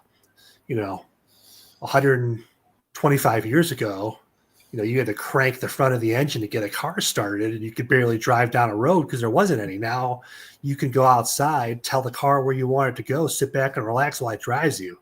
And that's just in the last 125 years. What will we know 100 years from now? What will our level of understanding be? We may have answers to some of these questions. Anything's possible. Oh yeah. Great Scott. Okay. Now, I've actually had a personal experience where my dad passed away back in 2008, and exactly 1 year to the day, there was an orb that was going around the moon. My sister witnessed it, and she called me out to the front porch, and then I saw the exact same thing. Well, while I'm standing there, I've got my phone, and I'm like ready to take a picture, and this thing, after it circles the moon, comes down and then stops right in front of me, and it's just a giant orb, and it's really, really bright, but it dims to the point where my dad's staring right at me from the orb. Now, I know it was my dad because it was him, but 20 years younger. But he looked like the age he was when he didn't have a beard, but he actually had the beard. So I had that. I snapped a picture of that. And then I waited a couple of weeks to show anybody else outside the family. And when I did, I went to a paranormal investigator friend of mine, and I showed him the picture. Okay, he got to see what was in the picture. That very night, when I got home, I went to look at the picture again, and my dad's image was gone from the picture. Interesting. Yeah. So, if it's something paranormal, I could understand. If it's something technological, why would something be wanting to show me a picture of my dad out of an orb? That's true. That's an excellent question. I've heard that before. I've talked to people where they take a picture and then it's gone. It's there 1 second, gone the next, both film and electronically. And I still have the picture. I still have the picture. It has the bright light. But the image of your dad is gone. Right. Yeah. See, that's the thing. And that's happened on film and electronically, like it was never there. Mm-hmm. And film, electronically, I could see there's an argument to be made that somebody, or you could remove an image. I mean, I could do it right now. But with film, how would you do that? And we've had film for a long time, and this isn't a new concept. Good night, Ramona. There seems to be some way that whatever these things are, they're able to influence our physical reality, if you will, whether they be a supernatural being. We know when people die that the body loses just a little bit of weight, not much. I think it's like a couple ounces or something like that. And there's some debate that that's the soul or the human consciousness. I'm not particularly religious. So to me, I look at the human consciousness, it's electronic impulses in our brain, which means it's energy. Energy can be changed, it can be transformed, it can be directed or redirected, but it can't be destroyed. It's always there somewhere. So perhaps that's exactly what that was a person who's left us, who is not have a physical form, but is not necessarily gone. Perhaps it's a level of technology where so far beyond us that it has the ability, or perhaps there's, whether it be a life form itself, perhaps it's a life form that can turn into energy, perhaps it's a machine that's controlled by a life form that's able to touch our minds, if you will, that has the ability to kind of look inside us, and perhaps it's showing us an image that we're not going to find frightening because its intentions are not to harm us. Perhaps it's just like the shadow people, and it is something that bled over from another dimension, and they're just curious and they want to get to study us more. And by showing us something that would disarm us as opposed to trigger a fear response, they can get a better understanding of what we are, how we interact with each other, our social construct. Why it doesn't want to appear in photographs, I don't know. Perhaps they don't want us to know that they're here. They don't want proof that they're here. If it's a spirit, perhaps it has a message. Some people think that they have messages and that perhaps it disappears because you understood or you figured out whatever it wanted you to know, or perhaps it just wanted you to know that he was okay. And once that was understood, then the image simply disappeared. I don't know why that would be, why they don't want proof, but perhaps there's a reason behind whatever it is, because it does seem like there's some kind of intelligence behind it, whether it be a supernatural or something else.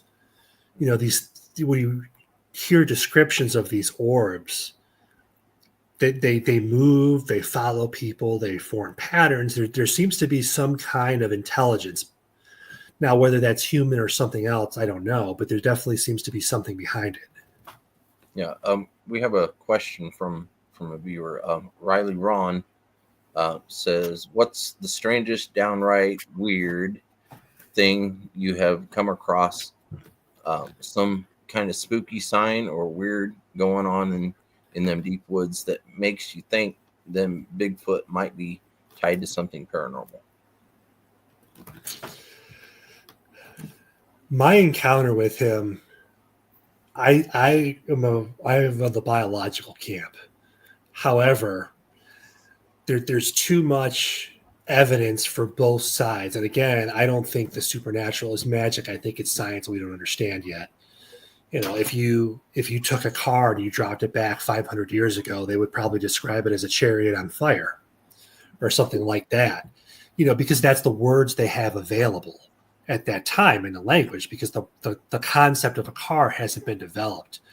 How Sasquatches move the way they do, how they disappear, I don't know that we have the terminology necessarily to describe what's happening, because we have not yet developed or an understanding of what the concept of what they're doing is. That's very possible. I've watched a lot of documentaries. I've talked to a lot of different people, and I've watched a lot of podcasts and heard people's stories where they say it was there 1 second and gone the next. It's throughout history, it's like that. And again, you go back to the different cultures. Everyone has similar stories. They're there 1 second, gone the next. They're moving, they're blending in, they're doing something. And I don't see how so many people can be wrong if we're all seeing something. We may not understand what we're seeing, but we're seeing it, so there is something happening. And are they turning invisible? I highly doubt it, but maybe, I don't know.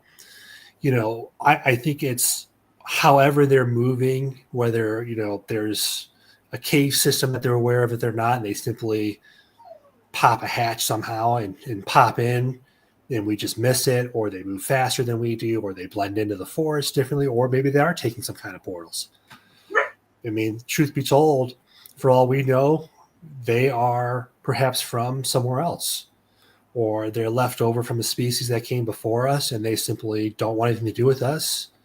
Perhaps some get curious, but there's too much eyewitness testimony of them disappearing, and it just makes me think that there has to be an explanation.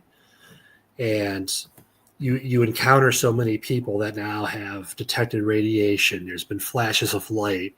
There's so many myths among all these different cultures of portals. Today, that's what we would call paranormal, because it's not normal to us. It's right. Something different. We don't have an understanding of it. I personally think we don't have the terminology to even describe it or understand the concept yet, because it's so however they're moving like that it's just out of our reach. I think we'll get there. I think we're getting closer every day, but I think that there is some kind of connection there. It's if you took shadow people, for example, they seem to come and go almost instantaneously, kind of in the same way that a Sasquatch would come and go. UAPs, UFOs, they do the exact same thing. You have tons of sightings, and a lot of times they're there 1 minute, gone the next. Are they moving at a speed in an instant so fast because they have a propulsion system that's completely uncomprehendable by our current knowledge? Sure. Or are they moving for something natural that they're fully aware of and don't understand how to access that either we don't know or we forgot as a species? So to me, it all ties in somehow. Like I said, I don't think it's necessarily magic, but I think there's something that they understand or are aware of that we do not. And they may have taught us at one point, but if you look at most people other than those of us on here, if you say, "Oh, I saw a Sasquatch," they'll say, "Okay, sure you did. You're a Looney Tune." But when you see one, it makes a believer out of you. And Patterson Gimlin film. Gimlin he was a skeptic, and then he saw one, and you can debate whether the film is faked or not. There's all sorts of different. I've seen that whole documentaries where they say it's fake, where they say it's not fake, and everyone can prove it their own way. Mm-hmm. But one thing is for sure, Giblin was he was a skeptic. He was very critical before that, and then afterwards he was not. So, but I'm one of the biggest skeptics. Yeah, I'm not even kidding. I believe you. Not even kidding. But Patty disappeared, and after the Giblin film, Patty disappeared somehow. And how did she do it? I don't know. Right. But, for lack of a better explanation, sure, it's paranormal. It's something we cannot explain, and we don't understand the concept. Not to say that it's magic. It's just, it's a mystery. And that's part of the intriguing part about all this stuff is the more you deep dive in, the cultures, the different legends, the myths, it does all seem to tie together. Yeah, that's where you get the group of people that say Bigfoot is mixed up with the aliens, and then you have your groups of people that are, well, Bigfoot uses portals. They're a spiritual creature. Then you have right down the middle, you have Bigfoot is a flesh and blood creature, and there's no way that they're using either side. They just exist. We don't have enough evidence to say for sure on any of them is 100%. You have to. The one thing in this is they're investigating this stuff. There's two very important things. One, you have to accept that you're wrong, that you could very well find out that it is something explainable and it's not what we thought it was. And the other thing is simply accept that in fact it is real, but I can't explain it. But I know what I saw and I've seen the evidence, but I don't have all the answers, and you just have to accept that. And, doing things like this, all of us talking, sharing different pieces of the puzzle, hopefully we'll be able to put it all together one day. Yeah. Jim, you're funny. What? Go pull up. Right there. It says CRJ. Are you skeptical enough to walk out your back of my place right now? Jim, I'm not walking in my backyard right now. It is dark than dark.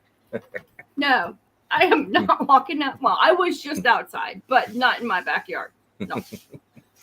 So, not so much skeptical. You might get something to walk behind you and say, "Yeah, not happening. not at night. Mm-mm. Maybe in time. Maybe in time. Do a night hunt. Maybe in time."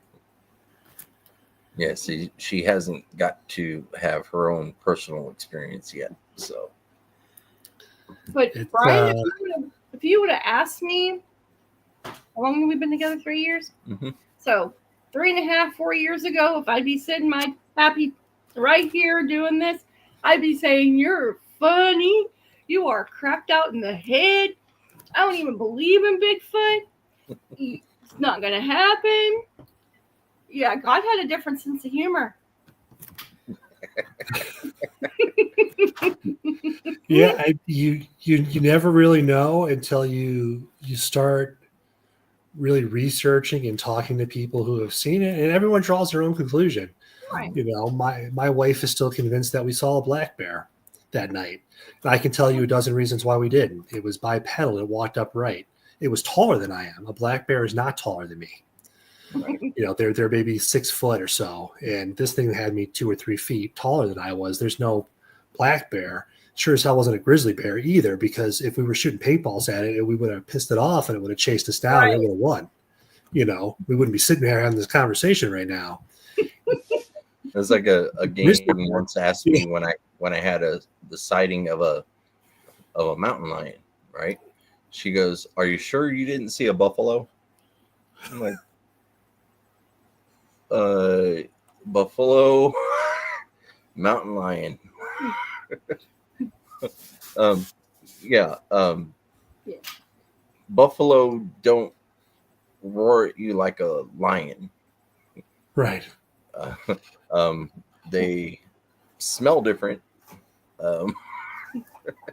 They grunt different too.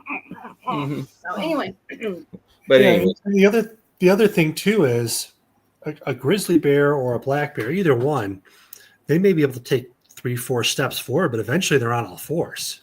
mm-hmm. What we saw never got on all fours. It was upright the entire time. And the other thing is it stopped, it looked at us, it made a conscious decision not to pursue us.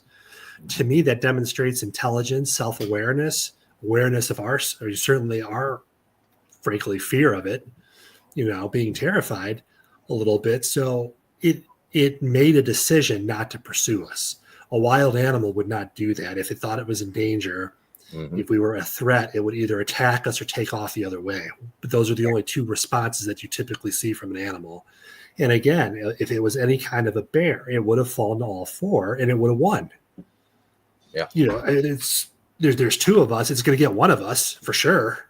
You know, we were running so fast. I don't know that I would have noticed right away. If PJ wasn't standing next to me, he'd probably say the same thing, you know? So it would have won. So to me, the fact that it didn't pursue us, it stopped and looked at us and made a conscious decision to leave us alone, tells me that there was some kind of higher level thinking there that you don't see. Not to mention, it was bipedal. It walked on 2 legs and it stood there. A bear cannot do that. I've never seen any evidence of a bear doing that.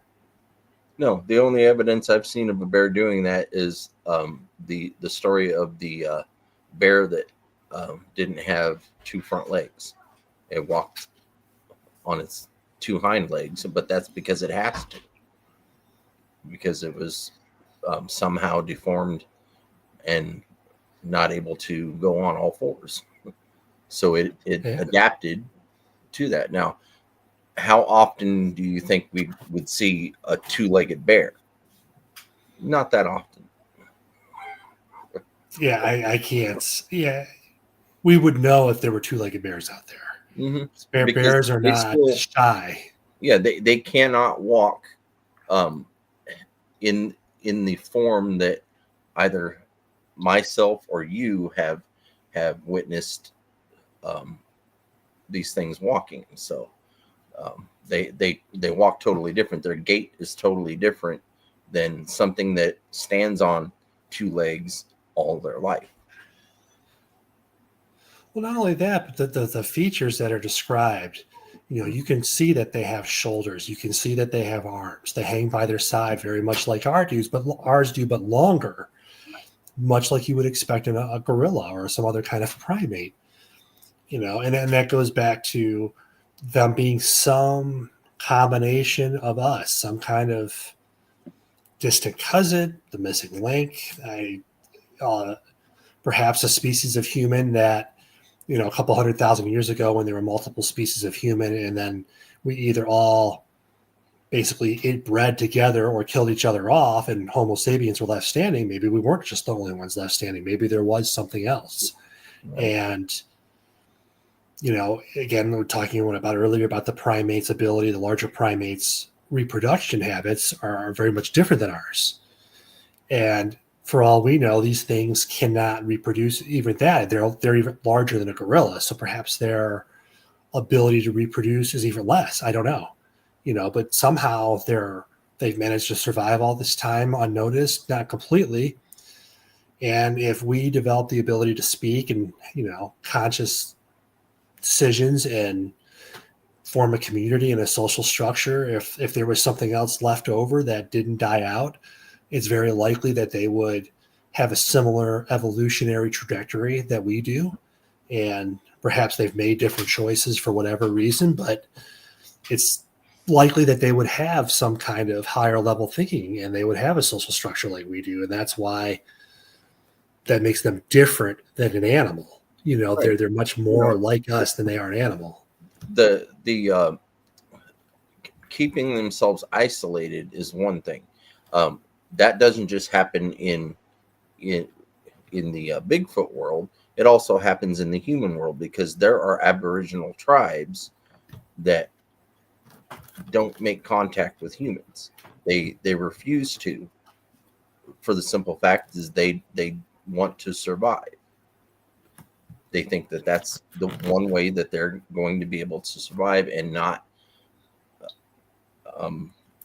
advance like the rest of the world, because they don't know the rest of the world. They know their world, and they keep everything else out. And I could see a cryptid creature like a Bigfoot, like the Bigfoot. I could see them isolating their clan to make sure that their way of life stays on the straight and narrow. Sure. Just like the Amish do, And the other thing too, when we talk about isolation, your genetic diversity is different too. Certain traits that would explain why there are some Sasquatches that are like the ones in Alaska are bigger, more aggressive, as opposed to the ones here, not quite as large and certainly not as aggressive. And we can see that in human populations too. We have people of all different colors, different like physical characteristics. I believe, and someone can correct me if I'm wrong, I think it's Holland now is the tallest country in the world. Their average height is significantly higher than everyone else. I'd fit in perfectly there. I wouldn't be, but we would not stand out like we do here. There, we would blend in because the population there is significantly taller, and that's because of that gene, that trait has been, kept in that country for so long, and they've been breeding amongst themselves, and they're getting taller than we are, and that's just a simple fact of being separated, isolated, as you said. And, and that goes the other way too. And even in the cryptid world, if you take the orang pendek in Indonesia, they're ape-like creatures. They very much resemble Sasquatches, but they're only supposedly 3.5 to 5 feet tall. Right. But they are on, there are islands in Indonesia that they're found on, or so allegedly found on. And it makes sense. Typically, when species are trapped on an island or a limited geographic area like that, they get smaller, except for the Komodo dragon. For whatever reason, when that guy got trapped on an island, I think got huge. But that's the only, offshoot of that. What's the word I'm looking for?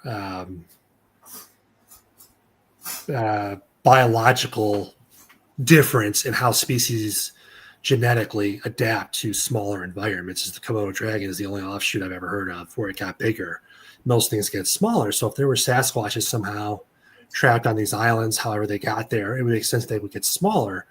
But the interesting thing with Indonesia is the locals there talk about how they used to have trade with these things. And some of the villages say they still do, that they will give them fruit baskets and they will leave stuff in return. And they somehow, they're very scarce of humans. They don't particularly like us.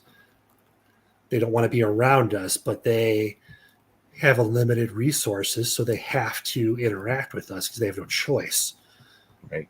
And that the fact that they're smaller doesn't make me think that they're any less related to a Sasquatch or any of the other primates. It's just a simple, they're in a limited area. They produce in limited numbers. There's only so much space, especially if they're trying to stay out of sight. And these are all massive islands, but it makes sense that they would adapt to that environment over time. And locals today still swear that they're out there and they see them and then they interact with them. Right. And like a typical Sasquatch, Bigfoot, hairy man, wild man, they do seem to be a little bit camera shy. They seem to be shy of outsiders. There was a couple of British scientists who went there in the 90s. And I think they were there up until 5 or 10 years ago, and they claim that they had multiple encounters with these things, that they are in fact there. Right. But it's the same story that you hear here with the Sasquatch. You see it there 1 minute, gone the next. They're fast, they're strong. There's trees that are ripped out of the ground. The root clusters are attached to the tree. They're just not as big as trees as we see here ripped out because they're smaller. But the strength that they have is greater than what we have, which also fits the Sasquatch model. They have the same characteristics. They're ape-like. The behavior is the same.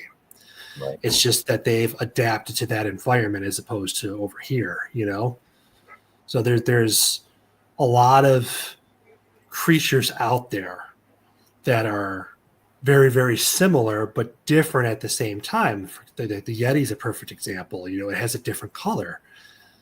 It probably is a primate as well, some kind of distant cousin of the Sasquatch. It's simply adapted differently to a different environment, Right. Yeah.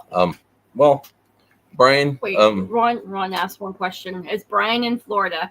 No, Brian. No, I am in Ohio. Ohio. Sorry. Yeah. Yeah.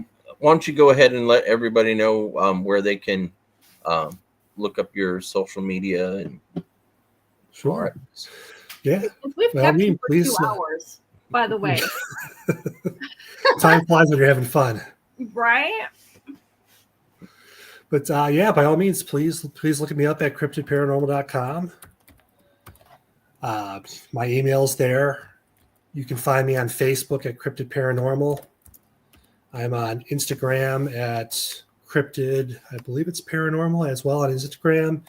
I think the L is missing on TikTok, but either way, if you put in Cryptid Paranormal, you'll probably be able to find me. Yeah. Yeah, that's my email is Goddard@cryptidparanormal.com. I try to get back to people as quickly as I can. The easiest way is, of course, the website, but Facebook Messenger goes to my website. Messenger, it's all the same. I have it all linked to the same platform, so all the messages come into the same place. So I do try to get back to everyone as quickly as I can. If I don't get back to you right away, I always get back to everybody. It just may take me a day or two. Yeah. When you get a little busy, you got to find time to get in touch with those that try to get in touch with you. But is it like that, Brian? Is it just Cryptid Paranormal? Is it all one word.com? Yes, cryptidparanormal.com. I hope I spelled it right. All right, Brian. Well, we appreciate you coming on the show. We had a very good conversation about cryptid and paranormal. I definitely had a good time tonight. I did as well. Thank you guys for having me. This is a great group. You guys are fantastic. Well, thank you. Hey, they were asking for a link. I did post your link to your website earlier off of Facebook. I'm not sure if it all went well or went through okay. Ron, you're missing a T. Oh, am I? Yeah. I saw you posted in the chat. You're missing a T. Right, you're missing a T on it. Well, I copied it from Facebook, so yell at Facebook, not me. Oh, anyway. But you haven't set up your YouTube page yet. Is that correct? I don't want to misinform my friends. So no, I'm in the process of finishing my basement. That's where my podcasting studio is going to be. So hopefully I'll have that wrapped up in the next few weeks, and then I'll be on YouTube probably once a week. Okay. So, sorry about that. I hope that helps. All right. Well, it's that time of the night. Like I said, we really appreciate you coming on here, and hope to have you on again sometime in the near future. Yeah. Or if you're ever in the chat, you're more than welcome to just jump in and pop in here and. Yeah, I'll definitely keep in touch, and once I get up and going, I'll definitely be reaching out to you guys as well. Awesome. All right. Well, thank you once again, and have a good night. You have a good night. Thank you guys as well. Good night. Take care. You too. Woo! All right, everybody. That was fun. That was Brian Godhard That was so much fun. of cryptidparanormal.com. I definitely enjoyed him being on the show tonight. Hope everybody else enjoyed having him on the show. He's so full of knowledge, and we love it because he's got way more knowledge than I do. Yes, reminder tomorrow night for Mogs and Stevie B 500 show. I'm actually going to try to be in the chat and hopes to win the giveaway that they're doing. But we're also co-hosting tomorrow night with AI Mike. And so I'll be kind of in two places at one time. Don't tell Mike. Wait, I already did earlier. And then don't forget about my drawing that's going to be held on. The drawing's going to be held on June 4th on the show. But the deadline to get your request in is June 1st by 11:59 p.m. Central Standard Time. And I believe right now, as it sets for those that have entered, there's a 1 in 10 chance. Mm-hmm. That's pretty good odds. Yep. So, we need more entries. O.C.S.T, can you email me his media? Pink Pixie wants to know if you can send her. Yeah. I'll get a hold of you. We will. In the email. But yeah, so again, if you are interested in entering my drawing, go to my YouTube page, CRJ Designs, and I'll post my link in just a sec. And then everything's there. My email address is there, or you can private Facebook message me, Christy Jarina, and then enter that way. So yeah. All right. On that note, Post my link. Go ahead. All right. Sorry. I'll go ahead and let you I have to find my name first. There it is. let you post the link. So, who liked Brian? Me. 31 likes. Yeah. Awesome. We had so much fun. Yeah. Remember to like, share, comment, and subscribe to our channel. If you post a comment after the show, we will answer your comments. We make it a point to try to answer everyone back. So we'd appreciate it if you did that. Ron, it's a drawing. It's a welcome to CRJ Designs drawing. You would be entered to win a set of wood burned coasters. The thing is that it's only one entry, but you can either put your name, address, whatever on an email, and then give me an idea of what you want on your coaster if you do win, and then light or dark stain. But their coaster is kind of like this. Yeah. This one's Colton Gammy's. This is the... Yeah, it's just you don't have to have that. Yeah, this is their monogram. You can suggest to her what you want. Give me an idea. And she'll try to make it for you. All right, everybody. So on that note, we're going to go ahead and say good night.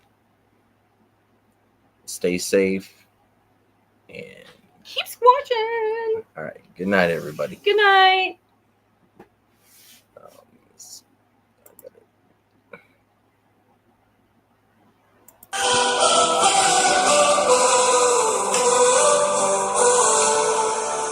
Whispers in the woods where shadows play. Legends come alive at the break of day. Footsteps echo loud, but no one's there. Bigfoot's lurking in the midnight air.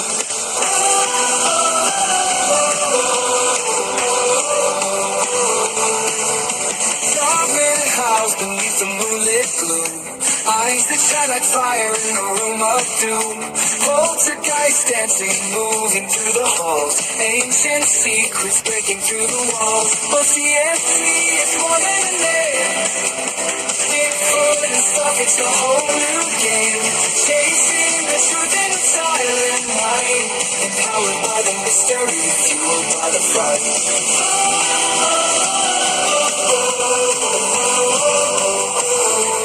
Cryptids in your mind, let your wonder grow. The hidden world is ours to know.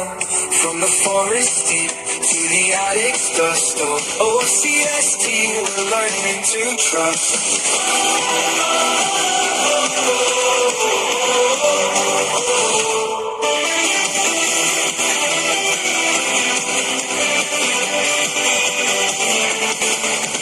Tracks in the snow where the brave won't tread. Hidden voices calling from the things we've read. The unknown sings with a haunting sound, empowering us as the tales go around. O.C.S.T, it's more than a name. BIGFOOT and stuff, it's a whole new game. Chasing the truth in a silent night. Empowered by the mystery, fueled by the fight.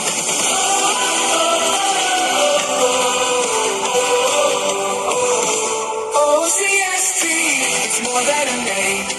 Bigfoot and stuff, it's a whole new game. Chasing the truth in the silent night. Empowered by the mystery, fueled by the fight.